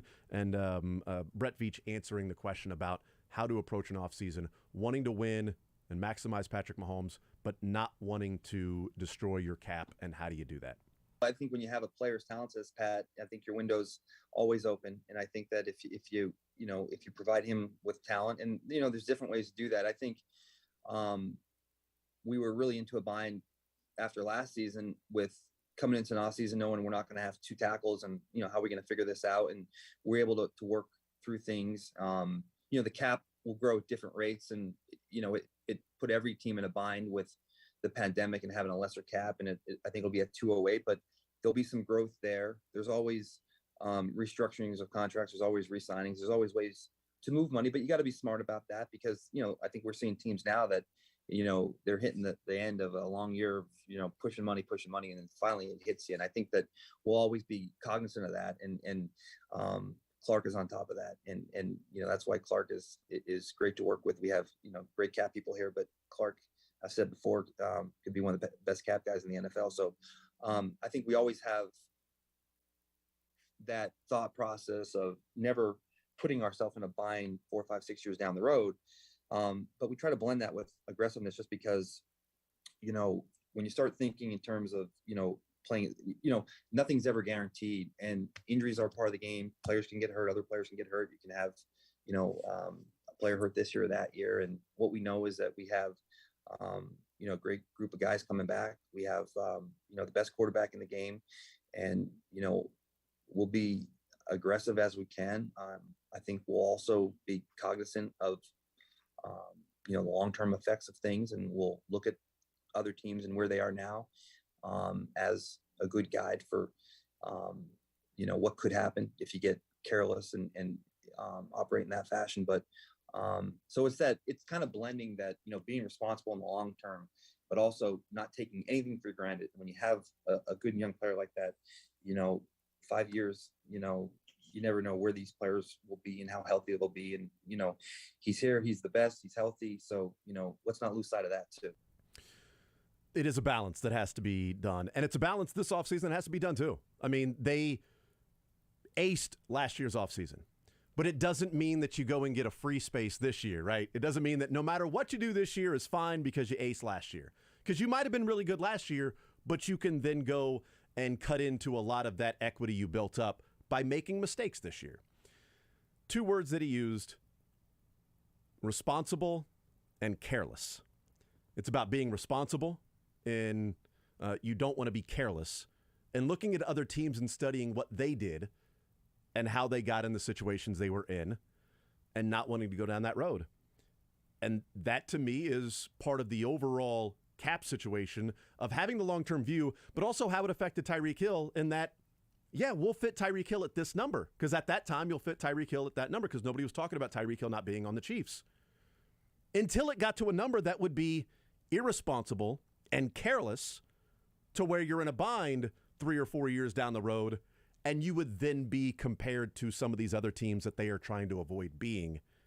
But you got to find a way to still be aggressive and still win a Super Bowl while not doing that. And that was a tightrope that they walked last year. Yeah, but I mean, that's going to be the tightrope that everyone's walking at all times, right? Like, at no point I don't think you can ever, and if you want to go back to the one draft pick in recent history that Brett Veach shouldn't have made, as soon as you think we can start making luxury moves, you are making down payments that you're going to have to eventually pay off in the future. And so that balance is always going to be a part of it. Obviously, this last offseason was an incredibly bright, shining, glimmering example of how good it can be at the absolute best case scenario, or at least close to it. Figuring out how to continue to strengthen and fill the cracks in your foundation while also trying to raise your ceiling in that given year. That's the job that Brett Veach and really all the front offices have to solve. And the Chiefs are in a better position to do that than anybody because they have Patrick Mahomes, so your ceiling's already the highest, and they just knocked out a draft class, so their foundation is already very stout. Like, they're in a great spot, but you can never start feeling comfortable there, I don't think. Is there an avenue to irresponsibility this offseason? Is there an avenue to careless? Yeah, I mean, I think that's probably like the Hopkins trade, money for Michael Thomas, let's rush Orlando Brown so we don't have to cut Frank Clark, you know? There First and a third I'm for sure. Brandon Cooks. Yeah, it will. First and a third for Brandon Cooks, and you pay him. Chris Jones extended, Orlando Brown. Brandon signed Cooks to get like traded for another first-round pick. We're just going to have a conversation with the whole NFL. Brandon Cooks will go down as the only player to be to have a first-round draft pick used on him 6 times. Is it actually 6 right now? If he gets traded this offseason, it will be like 5. I'm gonna find his trade log here because it's outrageous. He was drafted by the Saints, then he got traded to the Patriots for a first-rounder, right? Have all the details. Here we go. Then he got traded to the Rams, right, for a first-rounder. If you want to inflate your stats here, actually, rounder. Jason, if you want to inflate your stats, we go back to the beginning. Traded by Cardinals as a 2014 first-round pick, 20th overall, to the Saints for the 27th overall pick and a third. So a first-round pick traded up to go get him with that first-round pick. So I'm counting 2 there. So a 1 and a 3. It's really a 1 and a 3. That's fair. So a 1 and a 3. And then he was traded by the Saints with a 4th for a first and a third. Okay, 1 and another 3, and then gave up a 4th. Then he was traded by the Patriots a year later. Yeah. With a 4th for a first and a 6th. His value ever so slightly dipping. By the way, that 6th-round pick was subsequently traded and then eventually turned into Khalil McKenzie. Just a blast from the past. Interesting. That is a blast from the past. Wow. And then he was traded 2 years later by the Rams with a 4th-round pick. And a first? With a 4th-round pick for a second. Oh, so he only brought back a second-rounder? With the Rams trade, he only brought back a second and was once again, he's been packaged with a 3rd-round pick for the trade-up and then a 4th-round pick 3 separate times. So they gave Cooks and a 3rd-rounder for a 2nd-rounder? Cooks and a 4th. Cooks and a 4th, okay. So it's always a 4th except for when it was a trade-up. Brandon Cooks, teams have used... Do you know Khalil McKenzie played 5 games on the defensive line for the Ravens in 2021? I know that now. I know that now, too. Teams have used 3 first-rounders, a 2nd-rounder, 2 3rd-rounders, and a 6th-rounder on Brandon Cooks, and the Texans want a day 1 and a day 2 pick. Yeah, they're not going to get that, but, I mean, the NFL loves Brandon Cooks. Not enough to keep him, but enough to pick him up. Can you imagine if he brought back another 1st and a 3rd? It would be 4 first-rounders, a 2nd-rounder, 3 3rd-rounders, and a 6th-rounder all used on Brandon Cooks. It has to make him one of the most lucratively traded players in history. Because Trey Lance, the trade up for him was 3 first-round picks total. Pretty legit, yeah. But Deshaun Watson, yeah, pretty much ransacked a franchise for him. By the way, that 4th-round pick that the Rams traded to get off of him. Whoa! That ended up going to the Patriots, and it turned into Bailey Zappi.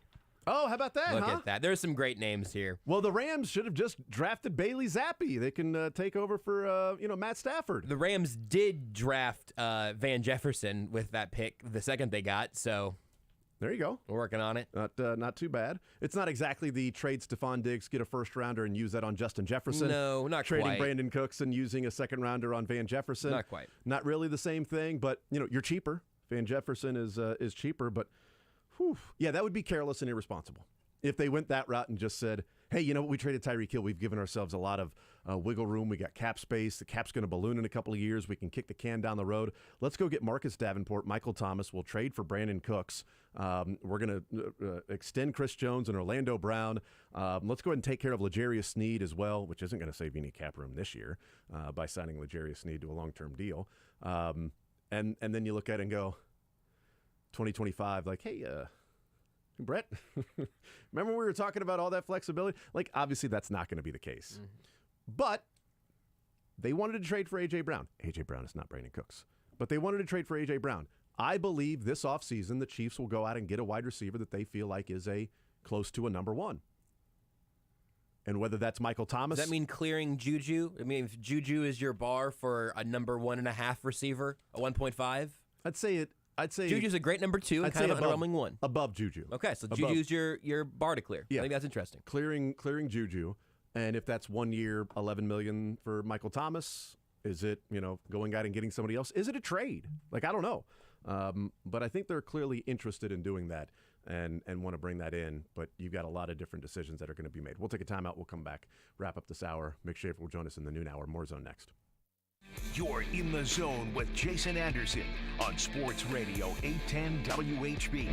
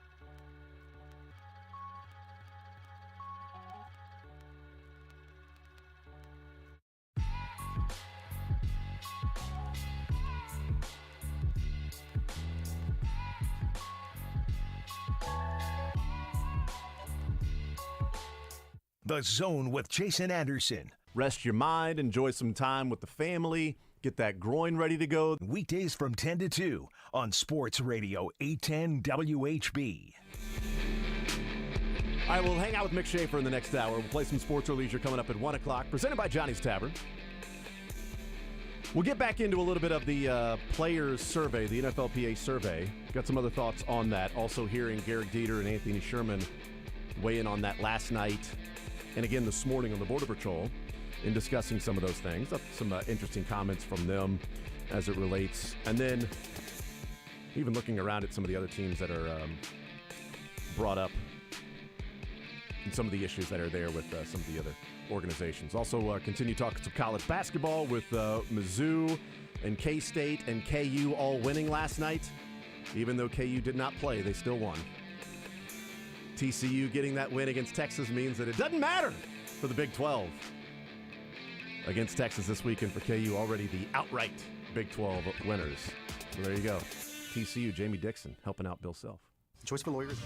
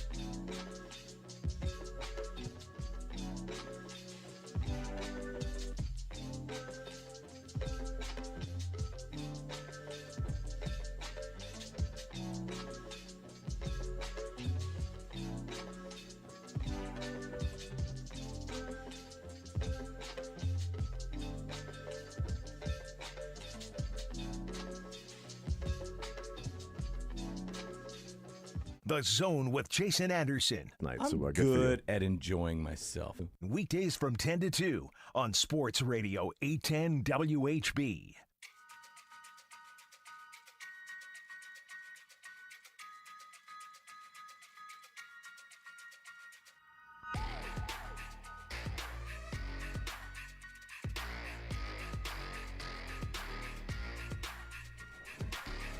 All right, we'll continue right here on Sports Radio 810 WHB. Jason Anderson with you, Josh Brisco, Beards, Mick Shaffer hanging out with us in the hour. Sports or Leisure presented by Johnny's Tavern coming up at 1 o'clock. 2 o'clock is when the on-field workout starts. Yeah! Guys running around in their underwear and running 40-yard dashes and jumping up high and touching cones. Can you pronounce the names of the 3 Kansas City defensive linemen who will be on the field today? Felix and Udike Uzama. Yep. Aren't the three names? I did much it. better than yesterday, by the way. You have already settled in. That's the easy one. There's a Rice player and a Northwestern player. Both are from Kansas City. Why do I not know that? There is Ikena Inachuku. Oh, yeah. From, I'll mess this up. He's from Ruskin, I believe. I'll double check this. And then there is Adetomiwa Adebare from North Kansas City. His younger brother is one of the top recruits in the nation from North Kansas City. And I believe he's, again, I'm going to check on that. I think he's going to Oklahoma. Chukwu was Ruskin. I think you had that right? Yes. And then Northwestern is the North Kansas City kid. Let's go to Oklahoma. Interesting. Adebare. Your facts are all correct. I've at least. And then little brother Adebare is going to Oklahoma. Can you double check that? Yeah. I'd love to. Not a fan of little brother. No, just joking. Go do what you got to do. You want to spell that for me real quick, Mick? Yeah, it looks like Adebawore. Adebawore. No, it's just like it sounds. It's like a Canadian. He was all over the Simone Awards. Was up for the Buchanan Award. And his brother's going to Oklahoma. There we go. It's a Canadian asking where you guys Adebare. See, So it's just spelled exactly that. Just a Canadian asking where you're going to be. I pronounced all their names in a lead-in to a soundbite from Felix last night. Nice. And by the end of the 15-second read, Kevin and Dia and Mike Nico were all clapping. Because I had it phonetically. Did you do it on purpose? Like you wanted to do it on purpose because you wanted to challenge yourself, and for the novelty and the fun of those 3 local guys and the names all pronounced there. I would say no to that because I think it's really cool that we have 3 guys in this one group at the combine. There's going to be other guys from local high schools, local colleges, but 3 at the combine. And I didn't want to shy away from giving them some recognition just because it's hard to say their names, right? But at the end I said, they're a mouthful and a handful to block. Here's FAU. That's Felix. His nickname is FAU. I like that one. Yeah, FAU. FAU. Done. But yeah, Felix is the head of that class of most we defensive talked about linemen. that. I'm like, just call him FAU, man. Yeah. Just FAU or Felix. I like calling him Felix. I would be perfectly fine if FAU Felix is wearing a KC Chiefs uniform next year and is playing defensive end because I do think it's going to be a position of focus for this Chiefs team in the offseason. It always is. Whether it's going to – well, it wasn't as much last year, right? Like, didn't we think that, they spent a first-round draft pick on it, so that's obviously was a focus. But then Carlos Dunlap, like, later on in free agency, I going into last year, I thought it was going to be free agent signing. Do they trade for somebody? First-round draft pick, maybe a third-round draft pick as well, just like throwing numbers to make sure you take care of the pass rush.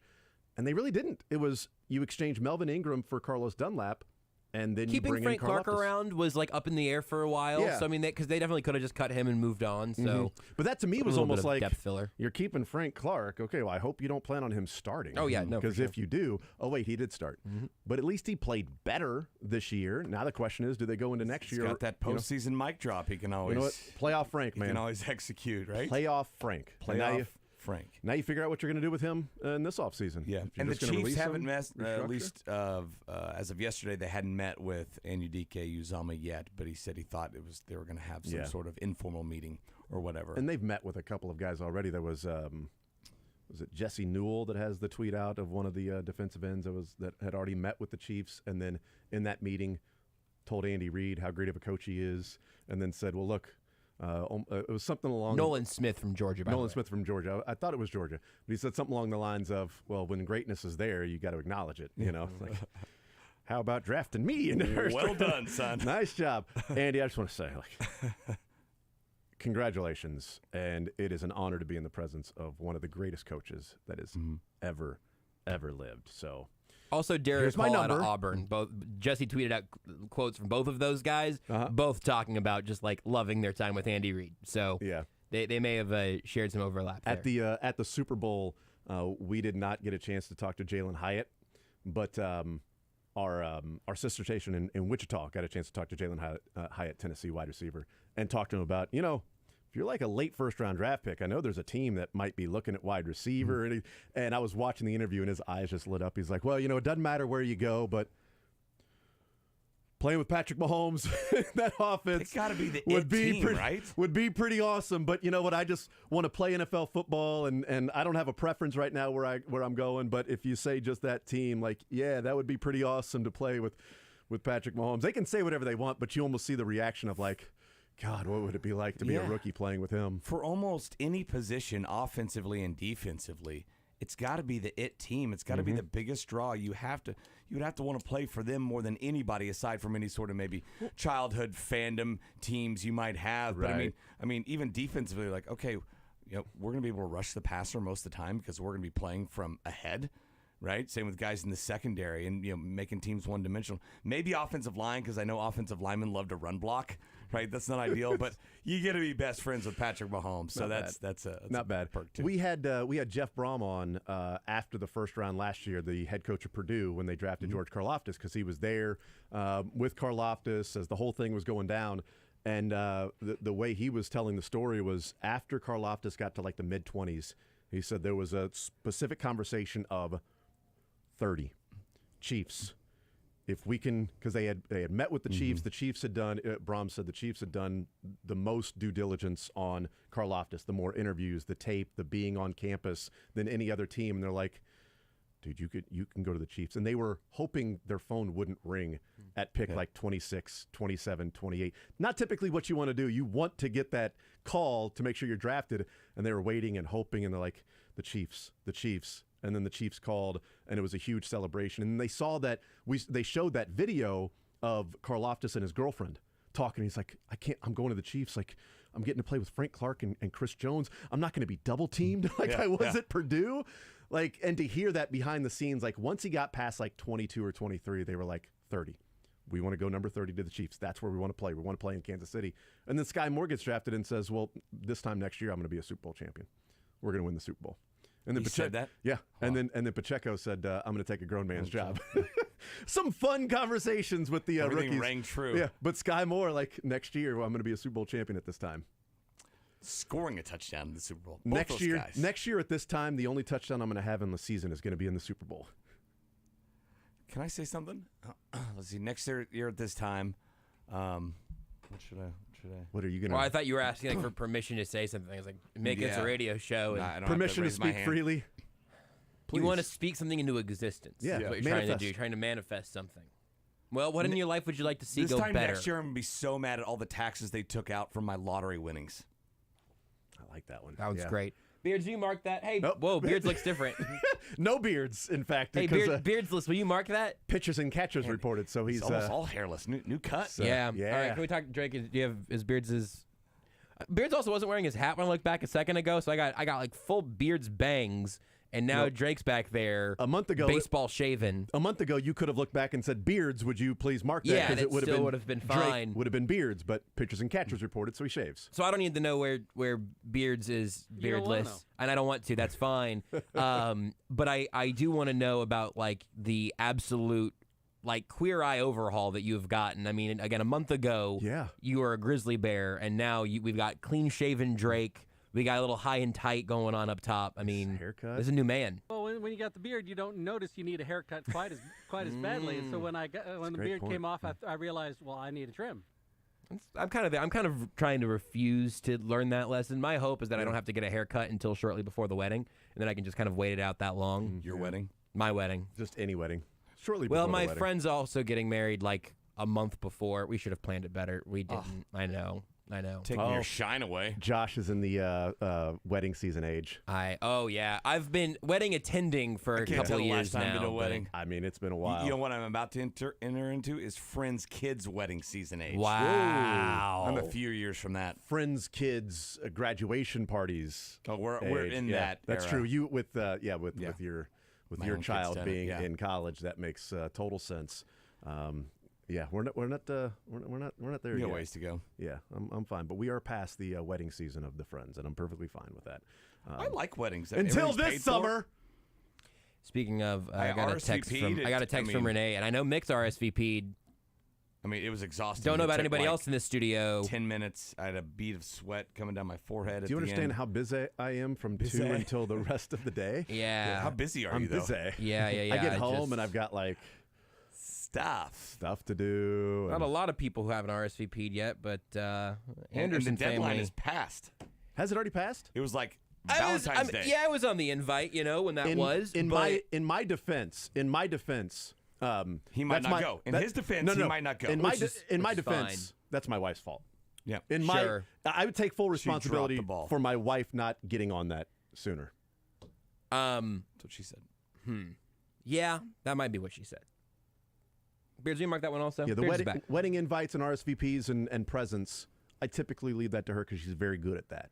I guess what I should have Now, done. this will be, now if I bring this up to her, she will go, yes, but it's your friend and you had the invite, so why couldn't you do that? Yeah. And I would go, touche, just saying. What I should have done. Agreed. My original point still stands. What I should have done is, since the deadline was originally Valentine's Day, I should have been like, Is that pass? I should have been like Jason on February 8th, been like, Jason, break to the URL and hit RSVP, and then again on February 10th, be like, Jason, break. See, you and then wouldn't go to the URL. You wouldn't be able I to like do that. that because I was down at the Super Bowl. So there were things going on the week before the Super Bowl. They don't have computers in Arizona. Well, they had computers, but I was very. Let me tell you how busy I was. So Nick. busy, man. You're so busy. So busy. We talked to 31 people on the air. Man. Is that right? Is that Tuesday the final through- number? Yeah, Good 31 Lord. people on the air. Am I counted in that? No. Yes, you are actually. Okay, good. You are counted in that. Yep, you're counted in that. Just once, though. 30. Yeah, I only counted you once. Since there twice. Yes, I only counted you once though. Really 1.5 times. I was late that one time. Still counted as one though. Thanks. I gave you a Yeah. full. The Yeah. overrun. Yeah, still counted as. We didn't get Mark Schlereth for an hour and a half, but he counts, That's and exactly right. created an intro that will live on through the ages. That's right. Jason was trying to show his hoo-ha. Which was taken out of context with the clip you're playing, because On this show. Mark Schlereth specifically said, with this old Twitter, the new Twitter thing, that you can do things behind a paywall, you can have your tweets, all this other stuff. It kind of like OnlyFans, but you don't have to show your yoo-hoo. And then I replied and said, well, what if I want to show my hoo-ha? And that's all they clipped. In my defense, I wasn't listening for that first part. In your defense, I understand fully. In my defense, it's your wife's fault. That's probably right too. That's probably right. Mark Schlereth also said that Patrick Mahomes poops orange sherbet. That's right. He's a unicorn. Yes, he's a unicorn. Crab so sherbet. we should probably cut that one too. So he does I think it's a liner. It was in the cuts. orange sherbet. All right, Mick, the NFLPA released their survey yesterday. We saw it about 20 minutes left to go in the show is when that thing hit the interwebs. And then we took 15 more minutes before we figured out you could click on the team names with more details. Yes, so. it wasn't great self-explanatory, but once we saw that, it is presented in a way that is easier to package and deliver to than the masses from, say, media members, whether it be TV or radio, and just sort of click through there. So it's pretty smart. But the initial reaction we had was, wow, the Chiefs are getting some low grades, and they're I'm surprised at some. 29. I'm not surprised at some. Yeah, like I wasn't surprised the Commanders ranked 32nd. No, but the just fact that the Chiefs are 29. part. Oh, I see what you're of saying. Like, yeah. the facilities part didn't surprise me too much. Not a surprise. No. And look, I think a lot of this is flawed, right? Because you have a young team with the Chiefs who this is all they know in the NFL. And so when it comes to locker room and weight room, they're comparing what the Chiefs have to LSU. We'll see. To Florida. Right. To KU blows the Chiefs away. I didn't find this out until last night, and I think this should have been more readily available. I've searched through the report a couple times, and I cannot find it anywhere, but I've seen many people talk about that. They say, according to the release, the survey was conducted between March 1st, 2022 and April 1st, 2022. Right. It was a year ago. So right now, the draft picks weren't there. Weren't Okay, part of the survey, okay. which I thought they would because I was right there with you. We talked about that yesterday. Like, well, you got younger guys. This is all they know. This and that. But still, I mean, it's the rookies from that year, right? Comparing those things to just that's all they had. That's all they had known. College, and it puts in a little bit more perspective when we talk about the training staff, and people go, "Wow, we spent a month talking about how great the training staff was." And this is the survey. Well, this is technically from the 2021 football season is what the players are weighing in on how their experience was. And then they surveyed them 2022, and then they release it a year later, which is a little confusing because nothing that took place this season is a part of that survey that was released yesterday. Yeah, I mean, and maybe the training staff got better in a year. I don't know. But I've long heard, players aren't huge fans of Burkholder. He's more of an old school guy, right? Yeah. And players are, not getting younger. They're staying the same age. He gets older. So that didn't surprise me. The facility stuff didn't surprise me. But I kind of, and this is maybe my worldview too, I think it kind of shines a light too on maybe how spoiled some players can be, and that really the travel is a D- or whatever that was, an F. What's so bad about a charter flight? There aren't enough first-class flights. Yes, not enough first class, really. Well, Garrett Dieter talked about that it had changed in his time, that it used to be the coaches and staff would sit in the first-class seats, and then the players would sit in the coach seats. But now that's changed to where players are allowed to sit in the first class. So there's some first class for players, but a lot of others sitting in coach, and rookies having roommates. Yeah. I think Orlando Brown should have a bigger seat than Clark Hunt. I'll say it. I'm going to be the one that says it. I think that's reasonable. He probably does. Bite your tongue, sir. I think that's reasonable. Bite your tongue. I can't believe I said it. Wow. Please don't cancel me. I mean, I kind of want to. I think having a salary with 2 commas in it could maybe cancel out that's a coach seat on like a 2-hour flight, or maybe cancel out a weight room that's 1,000 square foot less than your college's. One of my, reading more about it last night after we got off the air, because we were doing it in real time. It was breaking. We're reading through it, and then our show's over. So getting home and trying to, figure out more of this. A couple of things with that. So I started to think, okay, what now? Because the Clark Hunt thing of what they write here that says Kansas City Chiefs ranked 29th overall in the team guide. In general, the results show that the facility feels outdated and players would like to see upgrades across the board. Only 56% of respondents believe that club owner Clark Hunt is willing to invest the money to upgrade the facility, ranking him 27th in that category. Don't we kind of view Clark Hunt, the Hunt family, as being more willing to do that, to take care of players? But according to the players that were on the team in 2021, there is not a strong belief among that group that Clark Hunt would be willing to say, oh, you guys want this? Okay, yeah, we'll take care of it. Well, we got that taken care of. Whereas the Minnesota Vikings and Ziggy Wilf got 100%, where 100% of the players felt like he would be willing to spend money to do what they need to do to upgrade everything. And the Vikings got one of the highest grades. And it said, their facility was recently built, is considered state-of-the-art. The past year, they replaced former head coach Mike Zimmer with Kevin O'Connell, who through his first year is regarded as one of the most player-friendly head coaches. Additionally, the former head trainer, who several players had negative experiences with, moved on from the organization. The Vikings are a shining example of what is possible when a concerted investment is made in both staffing those and facilities aren't getting used in January and February, so there's less wear and tear. They are more state-of-the-art, yes. I mean, give me a break. And look, I mean, when was the Chiefs practice facility built? Was that 07, 08 or something like that? 10, right? 10.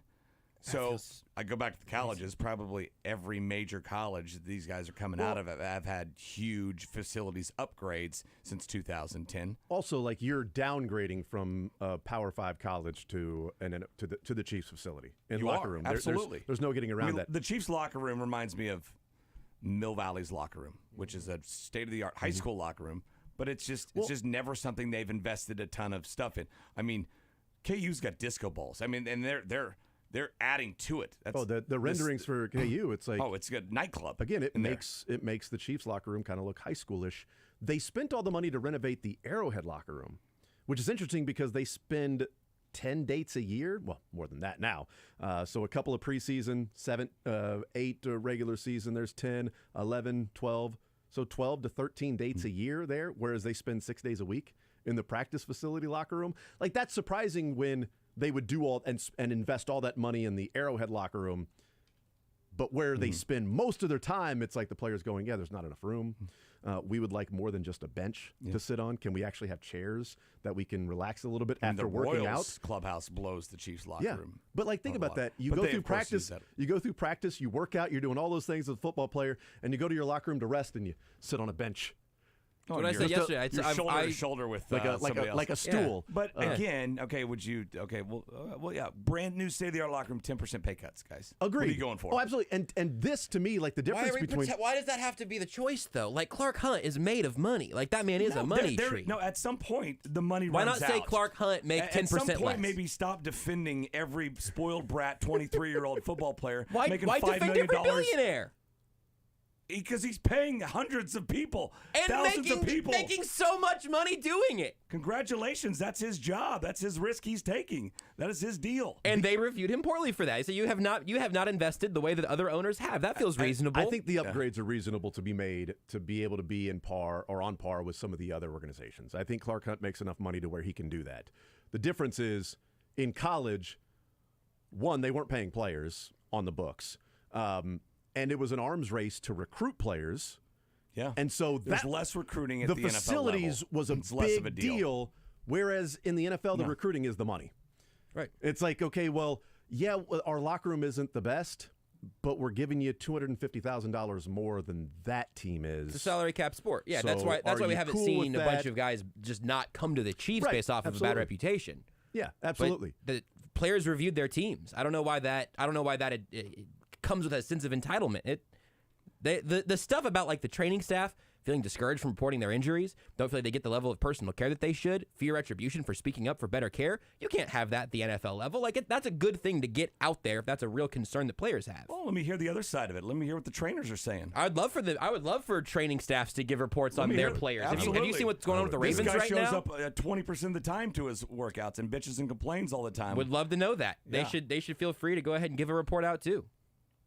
I think more information is great. I'd love to know more about the inner workings of all that. But because we just really don't hear from the training staff until it's like, hey, this amazing thing happened with Patrick Mahomes. Because every week you've got Andy Reid like, well, you have to ask Rick about that.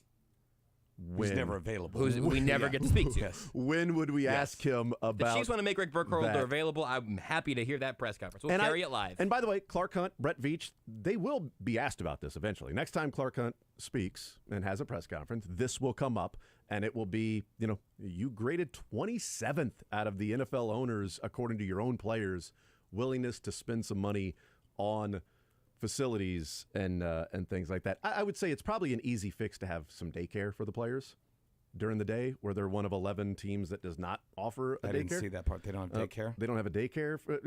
They're making billions of dollars. Yeah. I think a player should be able to bring his child in. No, I thought you were going somewhere else with that. Get a nanny. Well, but I'm going to bring my kids into work. There's no daycare at my work. Okay, but if it was common to wear these, but also it's not a regular work though. Like it's an NFL a lot of that's team during the games as well, because I was seeing on some of the other teams' reports where it's like they were having to breastfeed kids in the bathroom. Well, that was more of the family room. Publicly. That was more of the family room, that the Cincinnati Bengals don't have a family area during games, where the Chiefs do. The Bengals don't have a family area during games. There was nowhere. The players said there was nowhere safe and warm for mothers and children to go during the game, and breastfeeding mothers have had to sit on the floor of public restrooms to be able to nurse. That is and different. they got a B. Yeah, that is different. They got a B on that category. That's the Bengals did? Oh, sorry, the Chiefs did. No, that was the Bengals I'm talking about. Got it. Like that's Okay. different than the Chiefs don't offer daycare. Right. Like that's way different of how do you treat the family members? Well, the Chiefs have the room. They have all this stuff. There's no complaints about nursing or where family members can be. Post-game meetups and rooms or where after the game is over, families can meet. We see that in the Royals clubhouse. They've got their own specific separate room to where families and players can go and hang out after the game. Chiefs, same thing, whereas they don't have daycare. The Bengals apparently don't even have a room where their family can be during the game. And then also, if somebody is going to be there at the game and needs to nurse, then it's like, where do I go? Well, there's a restroom right over there. It's my worldview. I don't think your employer is in charge of every single aspect of your life and to provide the utmost luxury to it as well. I don't see where that's the Chiefs' responsibility. But I think if you're talking about a world in which you are dealing with world-class athletes and millionaires and along those lines, that having the best guys that can options available to them sets your organization apart. If you want to be viewed as one of the best, does too.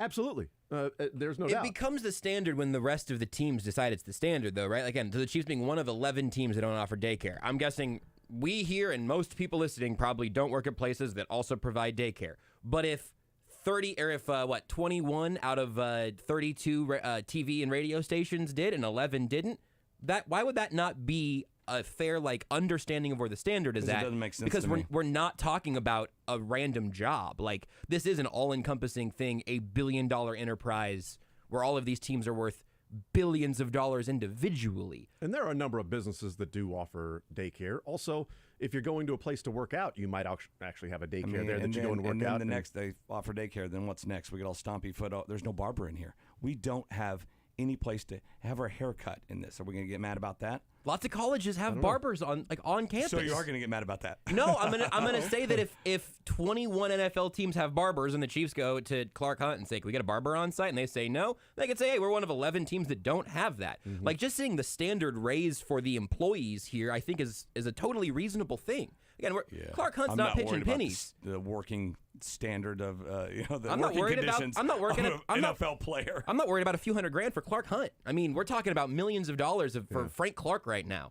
They could go ahead and add some more sauna, a bigger sauna, or some larger heating and cooling tubs. I mean, they could renovate the locker rooms. I mean, I guess, but I mean, he's playing more than the players, right? I mean, there are thousands of employees literally with the Chiefs. Even from and if he's not cut out for that, he could sell the team. I don't think he's gonna, because I think it's still a pretty good deal. This is just a weird hill to die on. I don't understand. I'm not dying. I just think this is interesting. The focus to me, like even the daycare thing, like the daycare thing aside, I think that can be argued about a lot, but I don't even really care about that part. What's really fascinating, and my biggest takeaway, is how many teams on the rehab and the player recovery side of it that go cheap. Like, you're paying. That to me is like, okay, would you like daycare to be offered? Yes, I would. Okay, would you like to have a sauna, cold tubs, hot tubs, a masseuse, the cryogenic chamber, all of those? Would you like to have those? Yeah, because I'm paying millions of dollars for this guy, and then I'm not offering him the best possible ways that he can keep his body healthy when, Sporting KC has a state-of-the-art, compared to the best in the world training facility where, Nate brought this up, and I think it's a great point. Like, Graham Zusi is playing at the age that he is and is still healthy because Graham Zusi is there, I guess, until like 5 o'clock doing all of the state-of-the-art rehab recovery things to make sure his body is continuing to be in the best possible shape. And he goes home at 5 o'clock, like 3 hours after practice. All he's doing is working on his muscles and body and things like that they have at the sporting facility that they don't have at Arrowhead. Like Dieter was talking about, he's like, they got this at Sporting KC. We don't have that at Arrowhead. I would love to do this at Arrowhead, but that's not available in the training room. And I can go over to Sporting KC's and do that.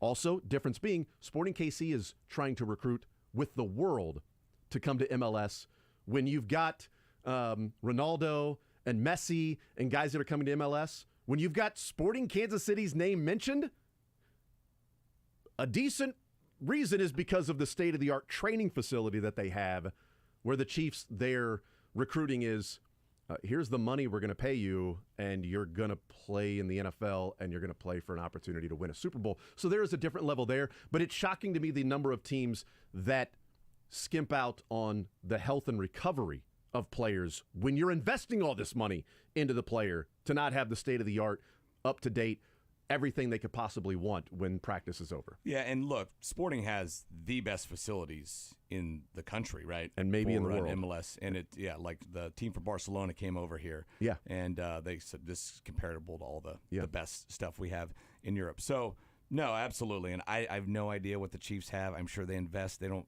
completely skimp on everything when it comes to recovery. I'm sure they have nice stuff. I wonder, too, getting back to the recruiting aspect of it, in that, like, a guy coming there for his second contract, right?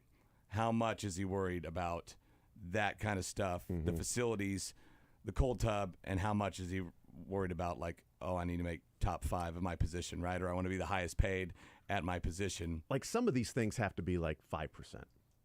Even if it's that, like even if it's 5%, I mean, I think everything would be there if it was like anywhere near college football, right? To where like recruiting is the lifeblood. The only way, to me, the only way this starts to make a difference is if the two teams I'm choosing between have the same prospect for me winning, have the same prospect for my playing time, and the money is exactly the same. After that, what are the deciding factors? Well, I saw this survey to where the Bengals don't provide dinner. And on off days when you are asked to come into the facility, their cafeteria isn't even closed. So now we can't even eat while we're there, whereas 31 other teams provide that. Yeah. They're the only team that does not provide that. Were they also the ones that had like the payroll deduction for dinner? Yep. The Cardinals might have been on that also. The Cardinals. The Cardinals, dinner is available, but it's boxed up, and you get charged for it when you leave. Off season, when you go to the facility, every single meal you have there is charged, so you get charged for that. Whereas they're the only team that does that. Cincinnati, dinner isn't even provided, and they're one of 2 teams to not provide vitamins for their players, and the only team that doesn't provide supplements for their players. That's would be dangerous, I would think. You want to be in charge of what's going in their bodies, right? Exactly. But also the nutrition part, right? If we offer 3 meals a day, you get here for breakfast, I know what you're eating. You get here for lunch, I know what we're offering and you're eating. You're having dinner, I know what we're offering and you're eating. As opposed to, well, we didn't offer dinner and he stopped at Taco Bell on the way home or wherever it might be. But maybe that's a deciding factor, but I think after 10 other things have already been exhausted. I think the one that carries more weight than that is the training staff stuff, because I think feeling discouraged from reporting their injuries is going to shoot up some red flags in the NFLPA. That's the one that I think the daycare thing is a very small subset of a larger conversation.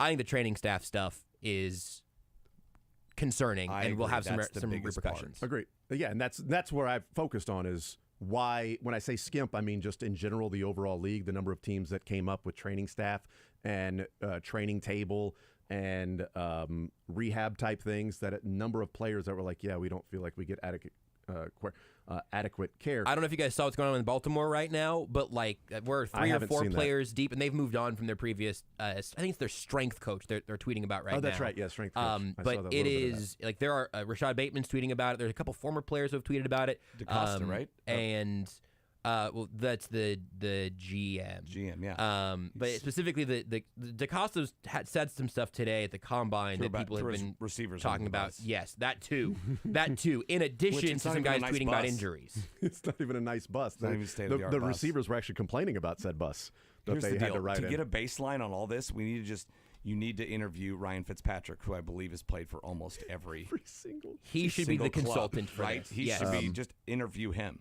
But if I'm let's say I'm thinking about the Commanders or not, like one of the things here that was written about Washington, players don't want to rehab at the facility. No, I believe any negative that comes out of But think Washington. about that. Players don't want to rehab at the facility. Like, am I going there to play when I feel like I got to go and rehab on my own somewhere else and things like that? It was really surprising the amount of, well, this team didn't have a sauna. Well, this team didn't have, this over there. Well, this team only had 1 cold tub. Or this team, Garrett Dieter talked about it. Like, one of his issues was he was like, couldn't get a massage. Like, after he goes, I walked out of practice at Alabama. and you would walk right up, and there was a masseuse, like there was like 10 of them. You would walk right out there, you can get a quick 10-minute massage, and then go on in a cold tub, hot tub. He's like, can't get that with the Chiefs. They just aren't available. Well, how about this? Go to the Texans. They've got plenty. They will take care of you. If you want a massage, they'll do whatever it takes. Non-disclosure agreements. What do you need when it comes to this masseuse? The Texans will take care of you. But that was an interesting nugget. Alabama, I just walk right out of practice and boom, they're right there. The massage tables are just spread out right there, just waiting for players just to come Alabama, in. You want more than a massage? They got those tables too. Okay, with a special back room. No need for a non-disclosure. With that, yeah. But just the difference there is interesting. But the health, the training, the recovery, it's really surprising that that's where you would try to pinch some pennies on your players and their availability to even be out there.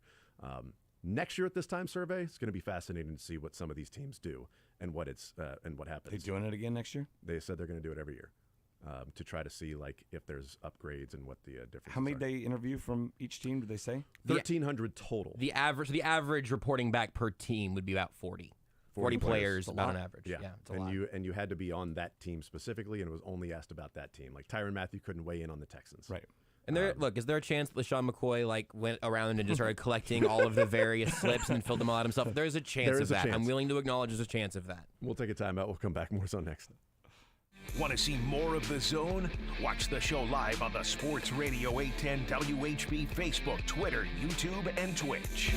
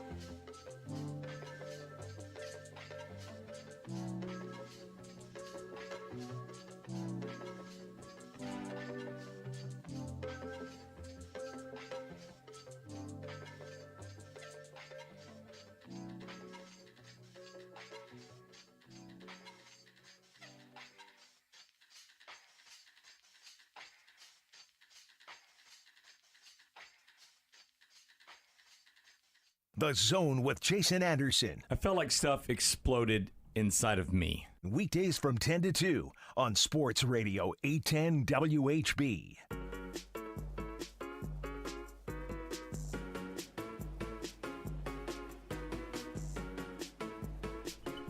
We continue right here on Sports Radio 810 WHB. Jason Anderson with you. Josh Brisco, Beards, Mick Shaffer hanging out with us till the end of the show, right? Are you going to hang around for Sports or Leisure? Yeah, I'm here for good, better, best. Have you come up with your before and afters and pun name games? Oh, do I have to do that?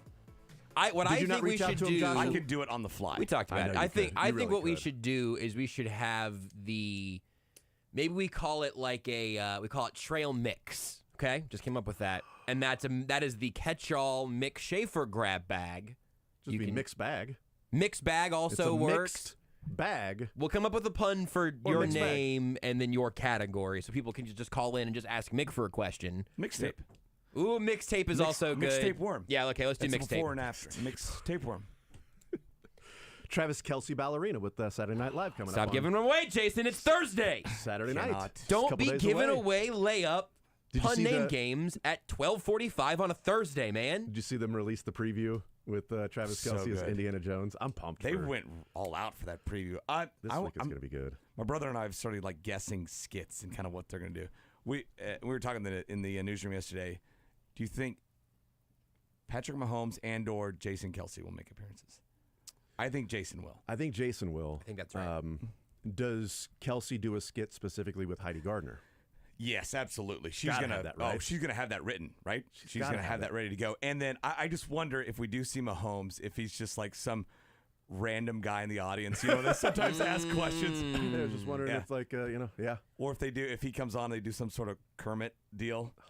I wonder if they do something like that with the Kermit. Someone's going to play Mahomes or Jason if they're not there, which is a whole other game to play. I don't know. I'm not super familiar with the current cast list. I'm thinking almost like a Mean Girls skit where it's Travis Kelce and Kelsey Ballerini, and they're all girl. He's got wig on, and it's everybody's named Kelsey, and at the end, Kelsey Grammer shows up. I want Kelsey Grammer to be there so bad. Yeah. Is Sudeikis filming? I don't know. Schedule.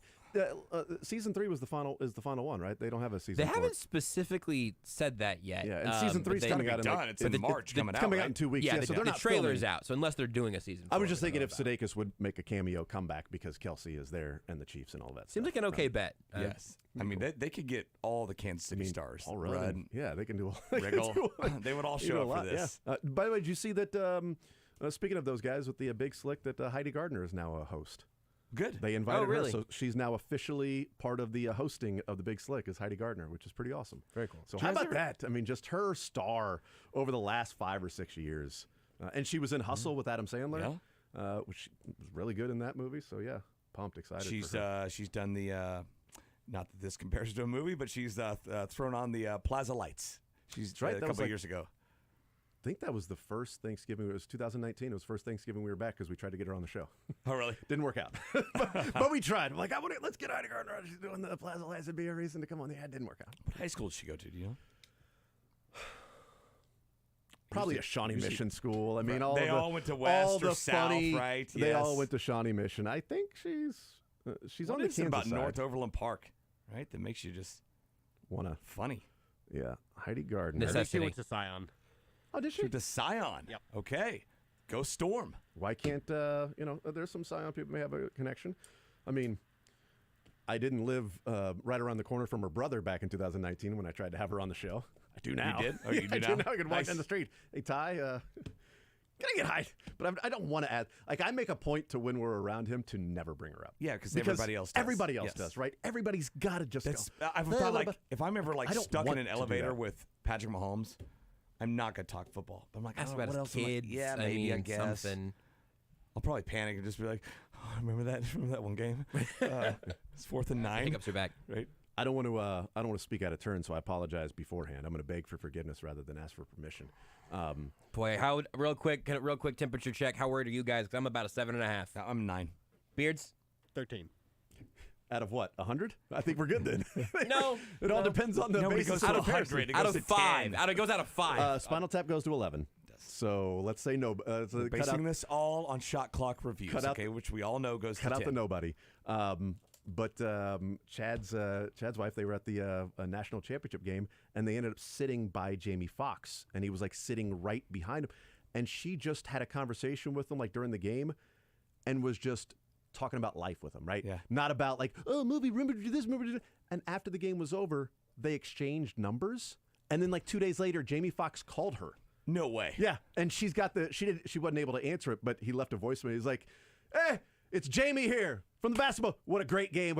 And then starts asking her like, "Do you want to get into acting or whatever? Give me a call if you want to be like an extra." Boger's wife? Yes. Again, if I'm speaking out of turn and that was not a public story, I apologize. But he played the. I'm looking down the hall here. I'm ready to go. I'm going to duck under the table. She played the audio for us.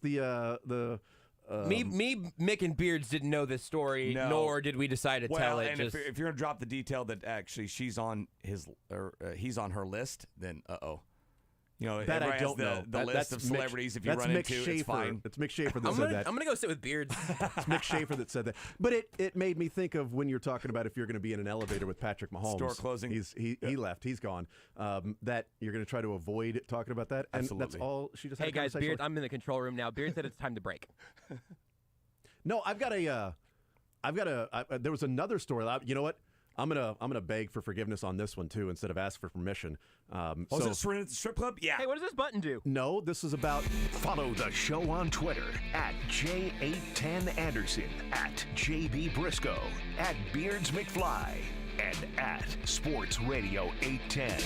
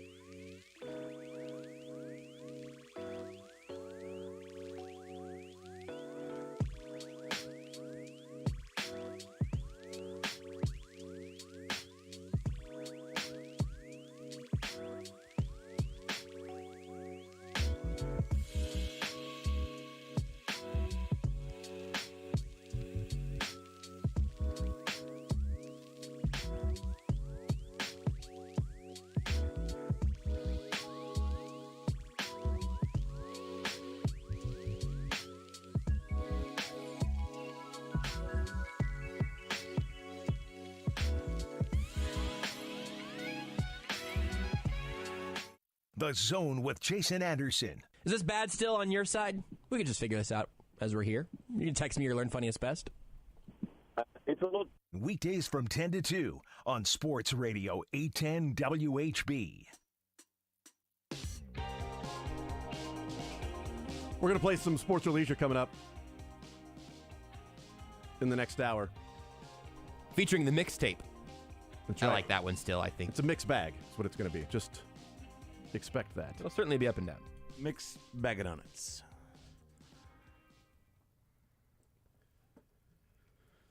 So what do you guys want to talk about now, huh? Well, you know what I love, guys? You know what I love? I love Atomic Cowboy Sports Saloon, the home of Denver Biscuit Company and Fat Sully's. The conversation of the break. What do you guys want to talk about now? Anything? You want to beg for forgiveness or anything? I'm not fired yet. No. Oh yeah, I went to the bathroom after the break, so I didn't see. I don't know, Mick. Is he still employed? We probably should have. I took the hit for him. Oh yeah? You said that was you doing a Jason impression? Take your glasses off and punch me. Oh wow, okay. We probably should have played that a little bit better and have me not on this segment. It's like Jason is not. Oh man, here. that would have been pretty cool. Not sure That's where a short segment. Yeah. Is that? Because then it's a short segment. Nobody would miss me. It's perfectly fine. Just like the last week when I missed a few days. Oh, was that for getting in trouble? That's exactly. Yes, that was for the same thing. Told a story on the air I wasn't supposed to tell. He was made sick. 3-show suspension. Really taught that guy. You're like the starting pitcher that goes on the IL after three rough outings. Hey, you know what? You've got a little bit of a shoulder. He has some tightness. A little tightness. Got some bursitis, some hot or cold. Either one, hot or cold. Get that blister worked out. Yeah. I do love Atomic Cowboy Sports Saloon, though. But don't do it at the Chiefs facility because you're not going to be able to rehab there. It's just going to be awful. Apparently. Gauze pads. They don't have gauze pads. In fact, the complaint was that the only treatment that they had was just for Mahomes and Kelsey. That was it. Nobody else was allowed in there. Dr. Miyagi style. I'm injured. Are you Patrick? No? Bye.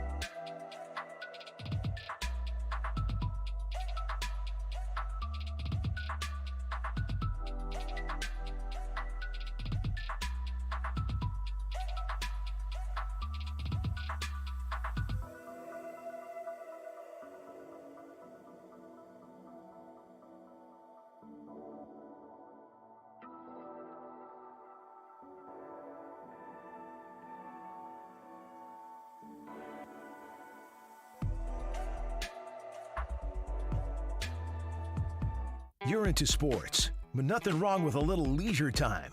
Why not both? You're going to have a heart attack by the time you're 40 if you don't learn to relax. It's time for sports or leisure on The Zone with Jason Anderson.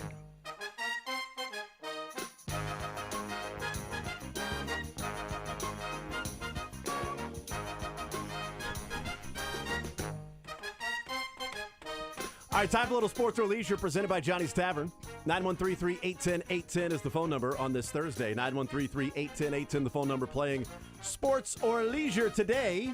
Mick Shaffer hanging out with us, too.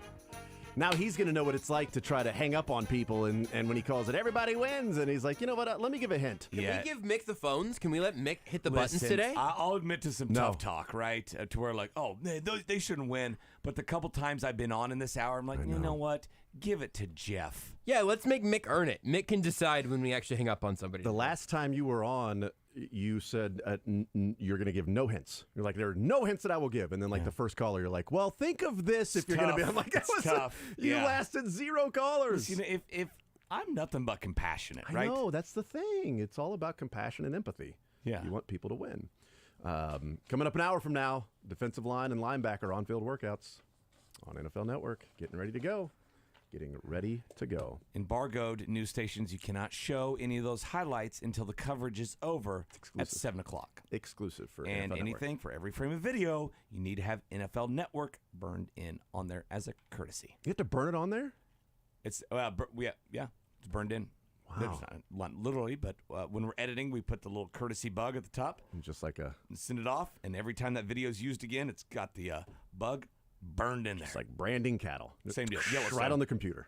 Right, it's burned right in there. It's right there. Which is funny because almost always every station has their own logo on for every, whether it's, baseball game, football game, NFL, whatever. It's all, but then we have to put it on again in our own handwriting just to let you know. Twice where it's from. You see it on the bottom right of NFL Network, then you got to create your own font that also gives. Some people are just looking up the top left, so you gotta put up there. Yes. So is that? I guess Jalen Carter is there at the combine now, so he is there today. He will not be working out, but he is now in Indianapolis, as he turned himself in and then posted, I think, $4,000 bond, and he's there in Indianapolis. So he'll have a lot of questions. It was a bad deal. A lot of A lot of things in the interview to come up with. I hope he's right. I hope he says, he'll be exonerated when the truth comes out. Mm-hmm. Right now, it looks like a bad deal. Former agent at CBS wrote and said the issue that would come up with Jalen Carter is if he's already talked to some teams and didn't mention his involvement at all with that, and there were already some issues, and it's like, okay, do you take that as a lie? Are there other things he's trying to hide? But this is such the beginning part of the process, man. Like, I don't know. We'll see how much it impacts him, or if it does at all. All right, 913-381-810, playing some sports or leisure, presented by Johnny's Tavern, the best sports bar in Kansas City. 10 locations, KC, Lawrence, and Topeka, where you can go and get some of the best food there, the awesome wings, the Nuke Lelouch.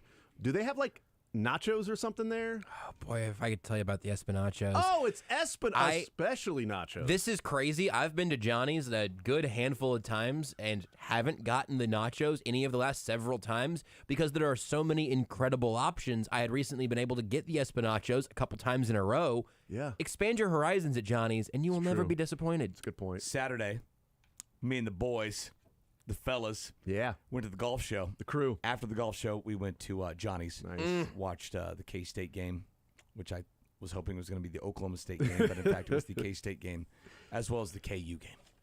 It was great. I had the which was almost the West Virginia. They had this basket of fried pickles as well as the fried jalapenos. Oh my gosh! Baby. And you never know. I mean, if you investigate, if you look down, you know what you're eating. You shouldn't, but though. it's about the same time. Yeah, so I don't grab like 3 at a time, pop them. I'm like, oh, I had a little more jalapeno. Oh, I got handful. I got pickle. 2 jalapenos and 1 pickle in here. Yeah. Perfect. Is that paprika? Interesting. Okay, nice little twist. I like it. I love those. I haven't had those in a while. Yeah. All right, so it's presented by Johnny's Tavern. $25 you can win to Johnny's Tavern if you get a sports question and a leisure question correct. The categories for sports are, we have 1 question remaining in Super Bowl. We have a couple catching Kelseys. We have NFL, college basketball, and NBA. What about on the leisure side? We have, what are we calling it officially? Before and after? No, are you going to bring before and after and other nonsense? Mixtape. So we have the mixtape. So if you just call it mixed bag, right? We did call it mixed bag. Another human said over here. I don't acknowledge that era. I came up with like 40 or 50 questions. I think you used them all, right? We ended up using them all, and then we just dropped mixed bag. Well, I'll keep mixed bag. I'll keep mixed bag around as long as you want me to. Yeah. If you keep providing mixed bag, I'd be happy to have it. Yeah, keep it in your pocket. Put my bag in your pocket. You can ask for mixed bag, or you can ask for the commonly misspelled word spelling bee. You know what? How about you don't today? We just retire that category while we have mixed bag. Then we have play that category. We have my pun name game. We have semi-scientific. These are science-based questions, but ones that I think most people have a pretty good chance of knowing. And then the ready for anything grab bag. We're gonna call this Josh's bag. So we've got mixed bag and Josh's bag to choose. We have mixed bag and Josh tape. Yeah. And so the sports side, and I think I'm better at puns than I he should is. come with work side, right? Work questions. Right. Yeah, absolutely. What's the middle that defines between me? Sports, leisure, and health? I don't know. It's boring. Yeah, totally. What are you a real expert in outside of sports and leisure, though? It's a great question. Like I think your biggest expertise is probably golf, which is sports leisure. Not an expert in it. I'm the typical TV guy. Enthusiast? You know a little bit about everything. Yeah. Swim in the shallow end of every pool. His expertise probably daycares at businesses. Those two things. We've got golf and daycares at Trust businesses. me. I would have loved to have daycare, especially for free at my work. Yes. All right. I have daycare for my son at work. It's called Lebo's office. It's just Lebo's office. All right. I'm ready to go. Josh, you good to go? I'm good to go. Mick, you ready to go? No, but it doesn't matter. Now you asked Beards if he's ready to go. Oh, sorry. Beards, you ready to go? Yeah, I'm fine. Beards is back. Okay, there we go. Beards is back. It's no longer Drake. Still no hat right now. What's come over you? I got a little sinus headache going on. Okay. The hat's not helping. Well, okay. I mean, did you wear a hat is. today? Yeah. Because Yeah, your, it's right there. It's your a- hair looks perfectly coiffed. Dude, it's unbelievable. How infuriating is Beards' hair? Because he's always hiding his light under a bushel. His hair is perfect, and no one ever gets to see it. You said he wasn't wearing a hat, and I thought, well, yeah, I've seen his hair today. He's not wearing a hat today. That hat lives in the office down there. That is the game time hat for him. And The game Beards, I got to time. tell you, your hair today is as good as it's ever been. Okay, then. Don't ruin this. So when people hang up the cleats or they hang up the whistle, when you're done as a technical producer, you're going to hang up the hat? Probably. Because that's your ready to go. Put the hat on, turn it around backwards like you're in Over the Top. Sylvester Stallone, ready to go. He's going to hang it up, and then whoever follows him is hopefully going to take that hat and burn it. Because we have two of the three all-time Beards McFly hats living in the office down there. And living, yes, because it's bacteria. Because and it is everything. alive. It is a live being atop Beards' dome. All right, let's roll. Oh, yeah. 913-381-0810. Leading us off, a little sports or leisure on a Thursday is Ryan next up. First up on Sports Radio 810. Ryan, sports or leisure, what side do you want to start with? I'll go sports, NFL. Sports NFL for you. Okay, so Patrick Mahomes became the youngest starting quarterback in NFL history to reach double-digit career playoff wins. What player did he pass as the youngest? Actually, you know what? Any of the three youngest players. I didn't know. Any of the three. There are three guys that were right around, Mahomes as the youngest, but Mahomes is definitely the youngest oh boy, now. Here we Any go. of those three. Everybody wins. Oh, boy. Here's the reason. I wrote down three Tom names. Brady? I wrote down three names, and I didn't write down their ages, so I don't know who's the youngest, who's the second, who's the third, and who is now the youngest is Patrick Mahomes. His answer's got to win it. Tom Brady's right. Tom Brady, the other two that are at least a part of this answer in some way, shape, or form, Big Ben and then Troy Aikman, who No kidding. has a third more of the Super Bowls than Patrick Mahomes does. Sure in does. wins. Still up by one. Absolutely. Leisure with Josh. Or with Mick. You've got Mick, you've got the pun name game, you've got the science questions, and the grab bag. We'll go mixed grab bag. I think we all got to grab Mick's bag He today. I wins. mean, he's special. He Why wins. not? Straight winner. That's it. No leisure for you. Just Oh, so I have to ask a question? it's your category. I don't have He didn't anything. have in You front said of you me. could do it on the fly. No, he said name game. He said the before and after. I think he would do on the you fly. can just go to Mick for a Mick special. But I don't have questions about you. Oh, you really thought I was supposed to have questions? No, I just thought you were going to come up with them because that's sort of how you do things. I'm with Mick here. I thought we were talking about in the future that he would come up with Mick's bag. That would be a future category. No, that's fine. I could do a pun name game. Should we do that? See, I think he didn't ask for pun. He asked specifically for your sack. Sorry, your bag. Okay, I'll think of something. I got something eventually here. Okay, do you want me to hop in and say Mick's bag is not on the table until next segment, or? No, I feel like I could come up with something. Okay, so Mick's bag is on the table. What do you got? Present this bag.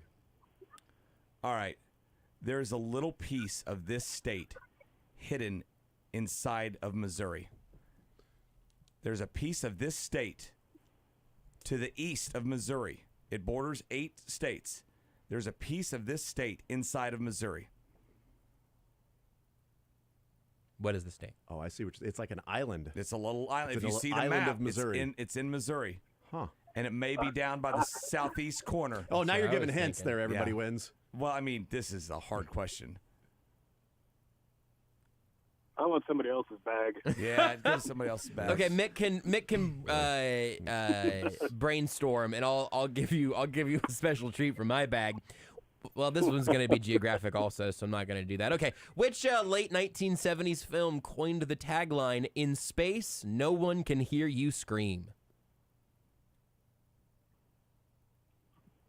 Josh doing a film questions. Yeah, that's odd, especially one from before 2010. This one's pretty easy, though, right? You guys know this one? I think I know it. I think I know it. You think you know it? Alien. Correct. That would have been my guess. Well done. Alien and also Tom Brady. And Big Ben and Troy. Should I give the answer to mine, or can somebody? No, I think you should leave yours out. Absolutely. Leave your bag out exposed. Leave your bag out there. Somebody can call in and request that. Ryan, we'll put you on hold, get your information. Congratulations, sir. Well done. Thank you very much. It's just that easy. 1 for 1. That's all it takes. Go. 1 contestant, 1 winner. I've lived my life knowing Mick to be someone who needs 0 seconds of preparation and virtually no warning before you're just ready to rise to the occasion. So I rose. I maybe rose too high. It's always been a problem. But in his defense, I was on the same wavelength of thinking in the future. I wasn't prepping. Yeah, so he wasn't trying to think on the fly at that time. Right, I understand that now. Yeah. And his fly was closed. And now, Mick, you just let us know when you have other potential questions in your bag. I got them right now. He's got them ready to go. See, I knew we were gonna get there eventually. All right, Avery is next up on Sports Radio 810 WHB. Avery, sports or leisure? What side do you want to start with? Hey, Mick, did you have a Tennessee question in that bag? I did not have a Tennessee question in that bag. Okay, I'd like to start with NBA sports. You son of a... You want to start with NBA? Nice try. Yeah. Okay, NBA for you. Let me see which NBA question I want to ask. I've got like 100 of them, hundreds and hundreds of them. You know what? Let's go with this one. Beards, this NBA question is not on your page. It is one that's on my phone that I took notes of last night. It did not transfer over, but that's fine. Damian Lillard scored 41 points in the first half of the game in which he had the 71. It's tied for the second most points by a player in the first half in the last 25 seasons. What player had more than Damian Lillard's 41 points in the first half in the last 25 seasons? Was it like earlier this season? No, it wasn't actually. Okay. And it's probably one of those other 70-point games, so it's probably either like Kobe or Devin Booker. I know Josh loves Devin Booker, so if you wrote like a Devin Booker question, it would probably mean like a whole lot to him. So you know there's no way he did, right? Because yeah, there's a couple ways to interpret that. Your logic is great. But you don't like Josh. You don't want him to feel good things. So I think this logic is excellent. I don't know the answer to this question, but I feel like your logic is on point. I'll say Kobe. Kobe Bryant is correct. There you go. Kobe Bryant. Jason would never make me happy on purpose. Kobe Bryant had, it's not. How about this, Devin? Score more than 41 points in the first half. He would have been the answer to this. That's fine. Blown out by 30. Yes. Kobe scored 42. How are the Mavs doing right now? Take that, Damian Lillard, and you're 41. Kobe had 42. Also, Kyrie had 41 in his game in which he had a lot of points. So there you go. On to the leisure side with Josh and Mick. I'll do before and after for pun name game. Did you have a before and after for him, Mick? I or you want me to come go? up with one. So I mean, I've Absolutely. got a couple pun name games on the go, but if You wanted to start with one of yours, Josh? I think hearing the artist do it in real time is a special treat. Okay, yeah, let's go. Let's think of one. How about? He's working right now, so you don't listen to what we're saying right now. You just work in your mind, and I'll give you a little time to have the machines I got one. rolling. I got one. Done. You ready? All right. Popular midday sports talk show host in Kansas City, UNLV championship guard from 1990.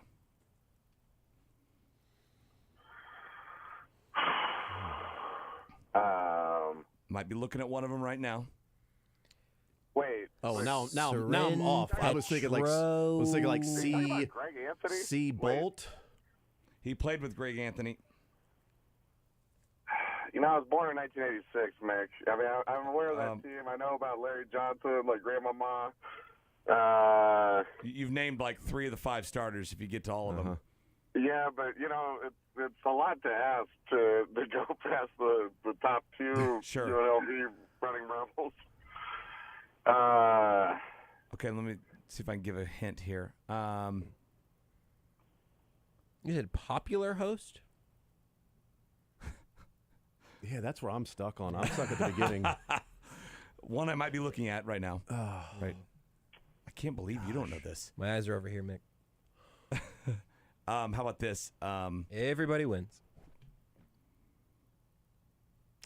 If you added a third one to this, I would say popular midday host, UNLV guard, Patrick Mahomes' favorite condiment brand. Condiment and brand. Love there this. we go. Okay, here we go.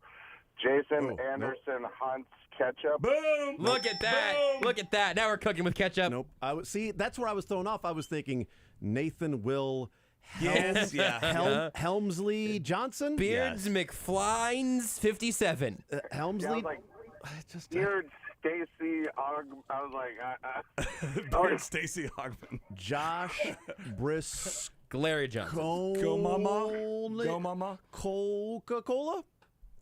That's a winner. That's a winner. It's back to back. There we go. Nice job, Kobe and Nice job, and Mick. Brisco. Just nice coming job, up with Avery. it, just adding Thank to you, it. guys. Well done. 913-381-810. So they can also be fictional too. They don't have to be factual in the questions. Just get the names right. Yeah, You're just a figure it popular out. midday host. There's only like 2 of you in town. So Jack Larry Johnson. I think that's it. I think that's not really how that works, Mick, but My brother was able to get it before Avery. did say- said, I did say midday. Said Jason Anderson Hunt. Yeah, so thank you. he was able to get it. Yeah. You really didn't know that. Not Avery. You can remember Anderson. I was Hunt, thinking or- of like Anderson Cooper. Oh, well, yeah. He but was didn't play was on the Play bench. for that UNLV He was on the team? bench. He was on the Was bench. He was one of the managers on that team. Let's go to Lucas next up on Sports Radio 810 WHB. Lucas, sports or leisure? What side do you want to start with? Can we start with the sports NFL? Yes, sports NFL for you. Let's go with. All right, Patrick Mahomes became the 4th quarterback in NFL history to throw at least 35 touchdown passes in 3 consecutive seasons. Name 2 of the other 3. 35 touchdown passes, 3 straight years. Mahomes is the 4th to do it. One of them's probably going to be Drew Brees. Drew Brees is correct. Well done. And one more. 35. 35. Not an easy number to get to. Peyton Manning. Well, look at you. Peyton Manning is correct. Now name the 3rd because... what was the question again? No, you don't have to name the 3rd. Patrick Mahomes, the 4th quarterback in NFL history to have 35 touchdown passes or more in 3 consecutive seasons. So name 2 of the other 3. Was Manning, Stafford? Brees. No. The first one to do it was Brett Favre. Brett Favre did it, and now Patrick Mahomes. So leisure side for Lucas. we can go pun name we game do? from my side. Go ahead. You know what you want? You know what you want to order? You go. Semi-scientific, yeah. Let's get semi-scientific then. The Great Barrier Reef is off the coast of which continent? That's a good question. Thank you. That's why I asked it. Great one. It's off the coast of Australia. Correct. Well done. I mean, this is Good just work. this is like everybody Wait, he wins. named a country, not a continent. Say Australia again. Then yeah. You need to say Australia. If you say Australia, then it's about the Australia. Yeah. Australia. Yeah, that's exactly right. Lucas, we'll put you on hold and get your information. Thank you for playing, sir. Appreciate it. Thank you. All right, there's $25 to Johnny's Tavern. Are we 3 for 3? We're 3 for 3, man. Everybody wins. Kind of Nick's feels here. like an everybody wins, but there were no hints. Feel too bad. There were no hints given in either of those answers.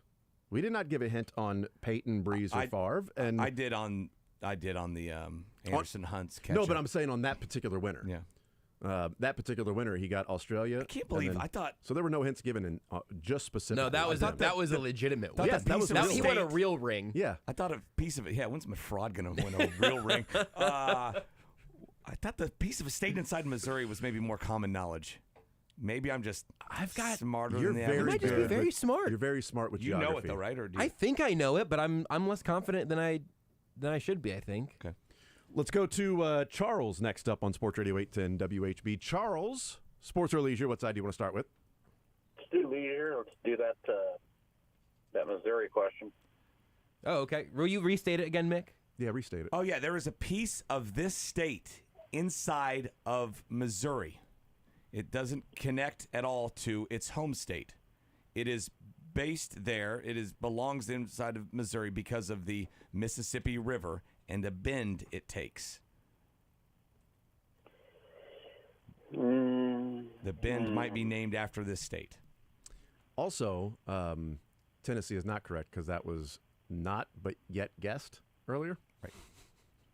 Yeah, right. That was an unofficial guess earlier. Yeah. The answer is not Tennessee. It's definitely not Tennessee. Yep.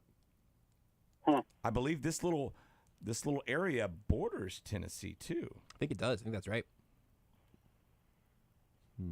If you know any states really close to Tennessee, I'm out. I mean, that's just maybe on top of Tennessee. I gotta go Illinois.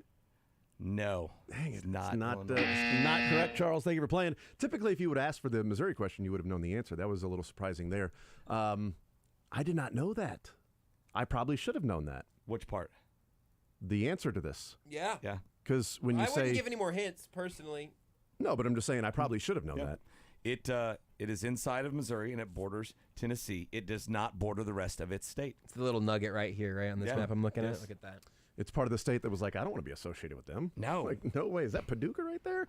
Let's go to Sean next up on Sports Radio 810 Missouri WHB. should go take that little nugget of land. We should make that Missouri. Yeah, why can't they just... I've they've got it surrounded. I've gone a rabbit hole here. There's like hardly any people that live inside that. I think there's a few homes. There's no town or anything, I don't think. It's my There's life like duty one to go road be the mayor of that town. I want to go see it. Unfortunately, so how does that work if I almost gave the answer. Before I give the answer, I'm going to have to write this down and remember the question I was going to have. Sean, next up, sports or leisure. Sean, what side do you want to start with? Hey, what's up, fellas? How's it going? It is going fine, man. Hope you're doing well. Yeah, I made it out to get a free pretzel and met Lebo today. There you go. Oh, nice. Your day can only get worse from there. Yeah, man. You sure you want to play this game and talk to us? You got a softie from Lebo. I think I want to put that Missouri question to rest. Let's do it. It is Kentucky. The Kentucky Bend, baby. So how about that? I almost gave it away because I said, if Kentucky passes sports gaming, what's the geofence for that small little spot? spot? That's a tough fence. Yeah. And then if you live like right next to it, you're like, oh, I'll just drive right over there and be able to place my wagering. How about that? Yeah.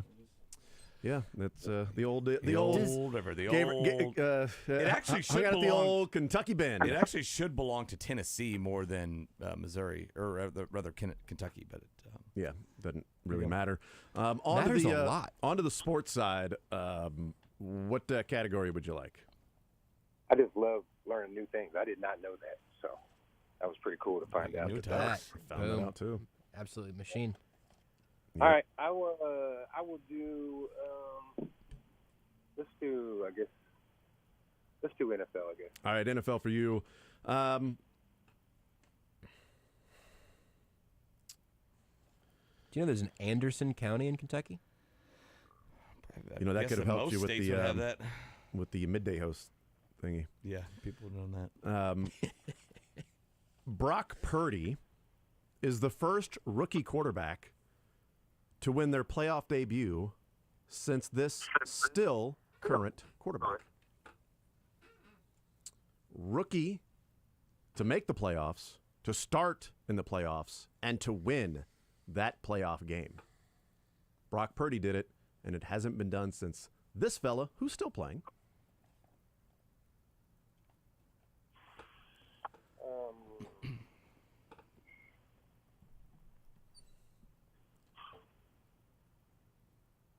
You know it, Josh? No, this feels like one that if you give me some time, that I'll get an answer. Say it again. but- Sorry, I'm having to come up with questions No, and you're listen to you at the same time. I don't know why I just do I do this that. with my hands. Mick, I do that every week. Like the hands thing? Or No, working on sports or leisure while Both. Jason's talking. Brock Purdy's the first rookie quarterback to win their playoff debut since this still current quarterback. So you got to be a rookie, got to start the game, you got to win that playoff game. And he's the first rookie to do that since this guy, who was a still active quarterback. You're saying still like that means he's old. I bet. That's what I keep thinking, but like... Well, no, because it could have been like the first one to do it since, I guess it wouldn't be Brett Favre, but like first to do it since Drew Bledsoe. Right. Or something like that, But that's not the answer. Because Bledsoe was still playing. Maybe has Kyler won a playoff game yet? I don't know. No. I wouldn't go that way. I don't think he has. I mean, this coach doesn't make bowl games or go to playoffs. Now his coach doesn't know how to do a high five. Again, I don't know how to do a high five? Oh, man. Have you been watching his videos? I haven't seen it. Firework hands, a little Jason. farther back. Huh. I need to check that out. His high fives are fun. His I'm dad's seeing. I got to guess. I'm seeing the Eagles players / Eagles fans that are not happy or really excited that he's no longer their coordinator and are having fun at what the Cardinals are going to look like with him as the head coach. So we'll see. We'll find out. You want to throw a dart? What do you say? Oh, man. Throw it. Quarterback. Still active. Started as a rookie. Clock's ticking. Gotta go. Maybe. Say a name at this point. Russell Wilson. Russell Wilson's correct. Oh, my God. Russell Wilson is correct. That's who I was going to go with. What a half-court shot. That was at the buzzer. Can we go to the replay? Did he get that off in time? He did. Did he get that Google search done in time? I don't. Can you? That's hard to Google. If he Googled it, that's good Googling. Because by you got to man. put in Brock Purdy rookie playoff debut. That's pretty good. That's old Russ did that, and he's still active. He's still playing. Yep. He's still playing. Is that I a winner, cannot or is honestly, that man. halfway I there? can't remember. Sean, did you have a sports Yeah, because you question? got the Kentucky one. Okay, started with Kentucky. Yeah, there we go. Right, Kentucky and Russ Wilson. Kentucky Bend and Russ Chicken Wilson. dinner. Yeah, that's right. Fried There you chicken go. dinner. There you go, Sean. To put you on hold. Congratulations. Thank you, sir. Thank you. All right, 913-381-0810. We'll take a timeout. We'll come back. We'll continue rolling. 913-381-0810, playing some sports or leisure, presented by Johnny's Tavern. $25 at Johnny's Tavern on the line. More zone next. Follow the show on Twitter at J810Anderson, at JB Brisco, at Beards McFly, and at Sports Radio 810.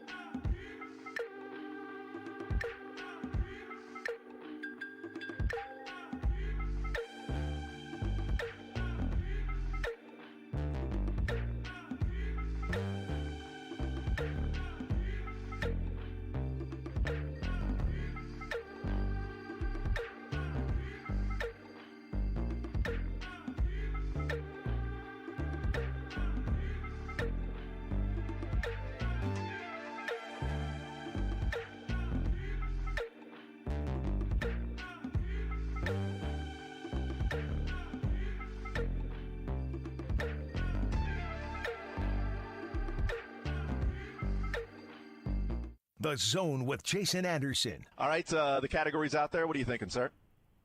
The NCAA tournament. All right, the tournament for you.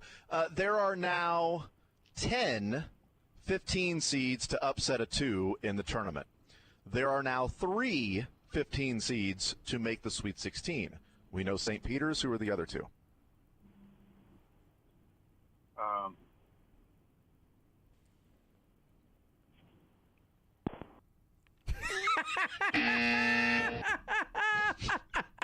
Weekdays from 10 to 2 on Sports Radio 810 WHB.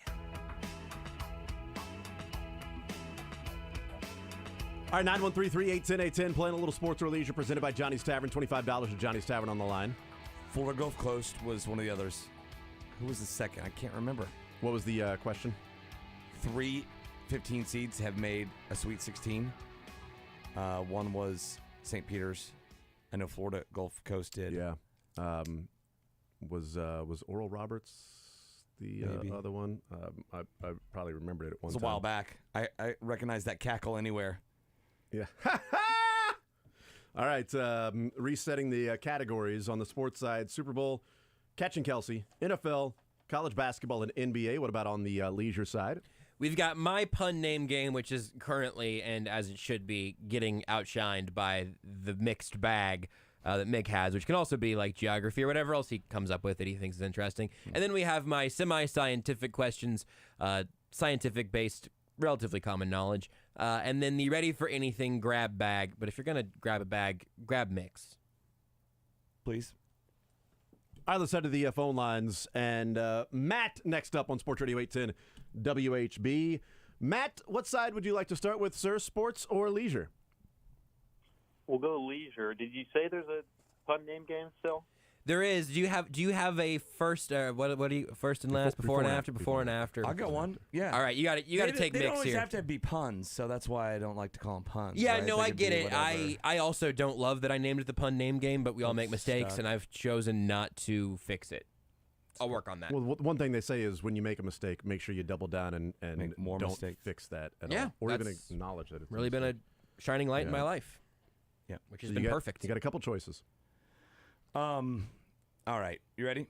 Let's do this. How about journeyman quarterback, who, if you're listening earlier, has played for 9 different teams. Yeah. And 2-time Super Bowl winning quarterback. Bearded journeyman quarterback who's played for 9 different teams. The only player in NFL history with a passing and rushing touchdown with 8 different teams. And now a 2-time Super Bowl winning quarterback. Go with Ryan Fitzpatrick Mahomes II. Oh, look at that. Yes, absolutely. Yes. Patty Two Sticks, appreciate that. And you Well could have done. gone even further, like with the second amendment Jim's. Boy, you No. could have How some about this? fun How with about this? Okay, How go. about, quarterback who gave up the biggest lead in a Super Bowl. Quarterback who's played for 9 different teams. This is where we're at. 2-time quarterback, Super Bowl winning quarterback. Matt Ryan Fitzpatrick Mahomes the Yes. second. All right, sports side. So we've got NFL, we've got NBA, we got college basketball, we got Super Bowl, and Catching Kelsey. Let's try college basketball. All right, college basketball for you. Let's do this one. Antoine Davis, because this is timely. Antoine Davis, who plays for Detroit, is 26 points away from breaking Pistol Pete Maravich's all-time scoring record. Now, we can talk about the years they've played and all of that stuff. But he scored over 900 points this year. He needs 26 points. They play tonight to break Pistol Pete's scoring record. Since 2000, there have only been 3 Power 5 players, even though Antoine Davis is not a Power 5 player, but there have been 3 players to play at a Power 5 school to score at least 900 in a season. And Antoine Davis just went past 900. Name any of the 3 players since 2000 that had a season where they scored at least 900 points at a Power 5 school.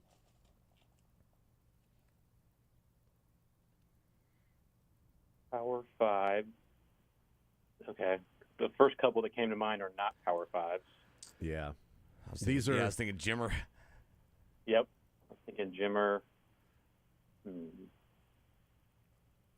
Yeah, I did exclude the Big East because Jimmer was a layup. Yeah. No pun intended, actually.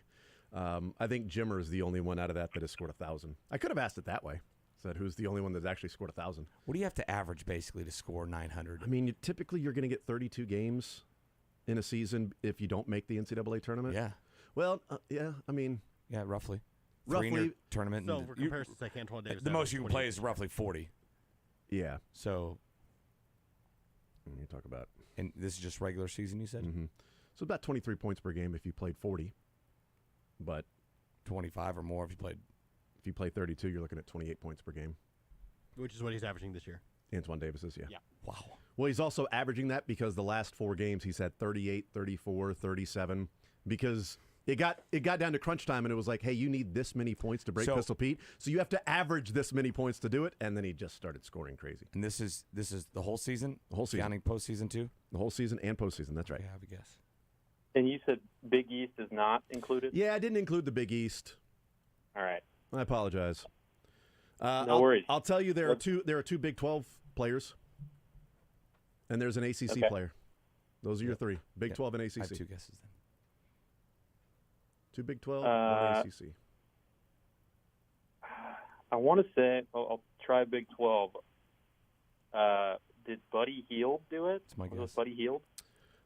Buddy Hield is correct. Nice. So that's all you needed was one of the 3. Buddy Hield scored 925 points. J.J. Redick?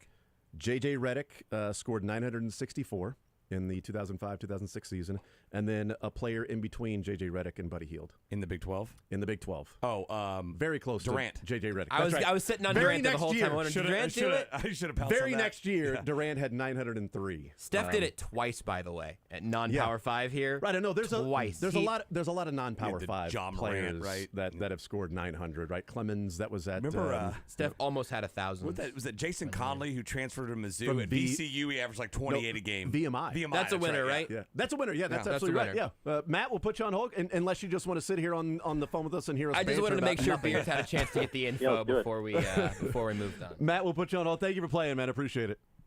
Thank you. All right, $25 to Johnny's Tavern heading Matt's way. So, yeah, Conley was at VMI. He was like, this guy scored. He averaged like 29 points per game. He led the nation in scoring. We see that at some of the smaller schools. And Antoine Davis, by the way, was the player that was going to transfer to Kansas State.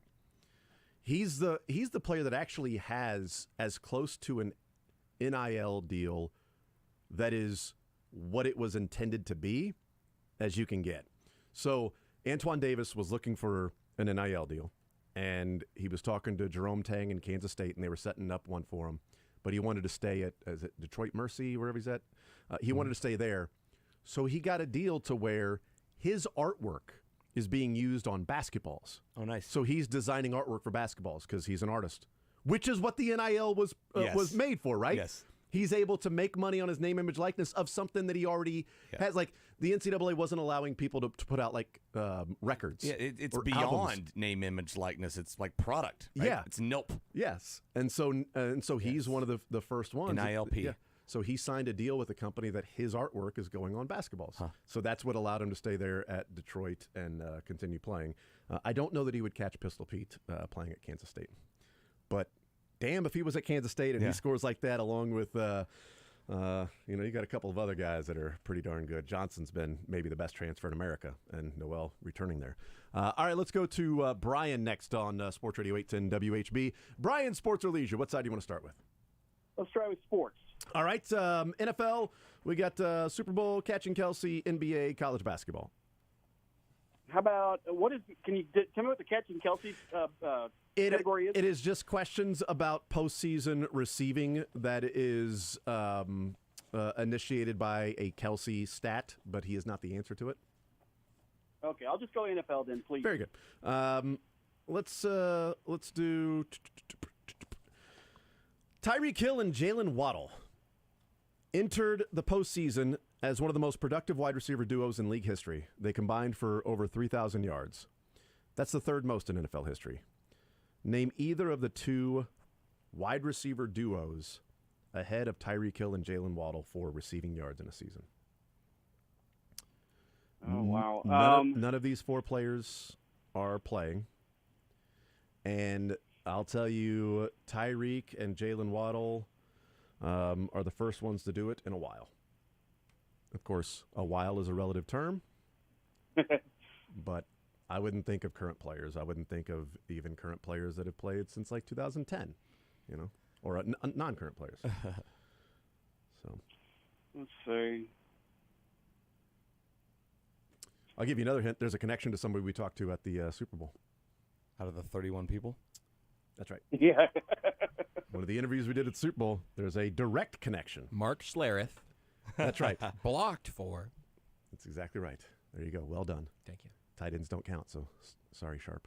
I don't want to waste too much time. How about is Jerry Rice and John Taylor? That's going to be my guess. Yeah, it wasn't. Oh, man. They never got there. Brian, you're the man. Really appreciate it, Brian, sir. also the first person in the history of the zone to specifically look to not waste any time. Yeah. Incredible. Including all the hosts. Yeah. Especially including all and the that's hosts. why we didn't ask him back. Yeah, Beard, let's make sure we don't let Brian call in again, okay? Can we get Brian's number and just block Anybody named it? Brian, even those weirdos that spell it B-R-Y-A-N. Especially those Especially people. those guys. Brian Cook's Brian. the guy with the Y, right? He can call. You stay away from the show! Yeah, we also talked to Brian Cook. And, You stay away from me, my show, and my family, because I will fight you. Let's go to Jay next up on Sports Radio Is that 810 Batman? WHB. No, that would be the I'm at Buffalo Wild Wings. Come fight me if you want to have a parade for going defeated like the Cleveland Browns fans. Batman was a Browns fan? Right? Isn't that crazy? All right, on to Jay. Sports or leisure, Jay? What side? Sports. All right, Super Bowl, catching Kelsey, NFL, college basketball, NBA. That NFL question is out there that we just asked. You know the answer to that one? I'll do that NFL question. All right. Do you have a guess on the wide receiver duos, either of them, that had more receiving yards combined than Tyreek Hill and Jalen Waddle had this year? Chris Carter and Randy Moss. Also not correct. Yes. Crazy, right? Jay, thank you for playing, man. I appreciate it. I know. You think you know? Well, I can think of one of the receivers. I don't know who the other one would be. Well, that would be an issue. Yeah. I think I half know. All right, let's go to Jared next up on Sports Radio 810 WHB. Jared, sports or leisure, what side do you want to start with? Sports, please. Sports for you. What category are you thinking? The NFL question. All right, very good. You want to answer that one, please? Who is it? Yeah, I think it's Jerry Rice and Rob Gronkowski. No, it would be they have to be teammates. Yeah, and it's not postseason; it's regular season. Regular season. Yeah, Tyreek Hill and Jalen Waddle entered the postseason as the third most productive wide receiver duos in league history with yards combined, just with those two. But I can give you another question too if you don't want that one anymore. Yeah, can I do another question? Yeah, Sorry absolutely. about No, you're good. What category are you thinking? Why not catching Kelsey? All right, catching Kelsey. Travis Kelsey has the second most receptions for a single postseason with 31. Who holds the record at 33? In one single postseason. Kelsey with second most. It's not a tight end either. Oh, wow. Yeah, it's not. Or a retired player. Mm, It is a current player. how about Tyreek Hill? Why not? Tyreek is incorrect. Jared, thank you for playing, man. I appreciate it. 913-381-0810 is the phone number. We need to take a break. We'll come back. And if we have time, we'll take some more contestants. If not, we'll give the answers to the questions that we not get answers to. Presented by Johnny's Tavern, $25 each and every Thursday. We play sports or leisure. And everybody benefits because they get to listen to Mixed Bag and also go to Johnny's Tavern if they win. We'll take a timeout. More Zone next. Take the show with you by listening live on 810WHB.com, in the 810 mobile app, or by subscribing to The Zone wherever you get your podcasts.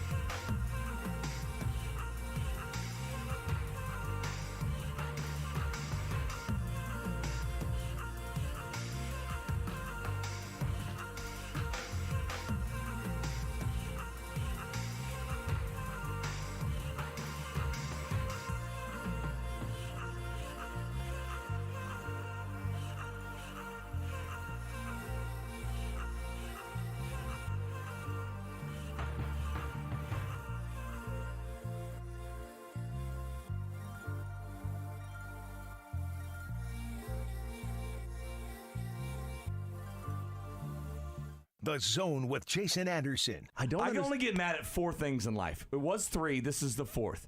Golf, my wife, Oklahoma State, and now that pun name game that nobody can get. Weekdays from 10 to 2 on Sports Radio 810 WHB. All right, wrapping things up here on this Thursday edition of The Zone. Jason Anderson, Josh Brisco, Beards, Mick Shaffer hanging out with us. Man, 2 hours. Played some sports. How do you try to do this for 2 straight hours? Man, yeah, it's tough. It's not easy. It's not easy. Let me tell you. I kind of look at it as, can I do 2 hours twice? And that's the whole goal. How do I get to 2? I could get do me to 2.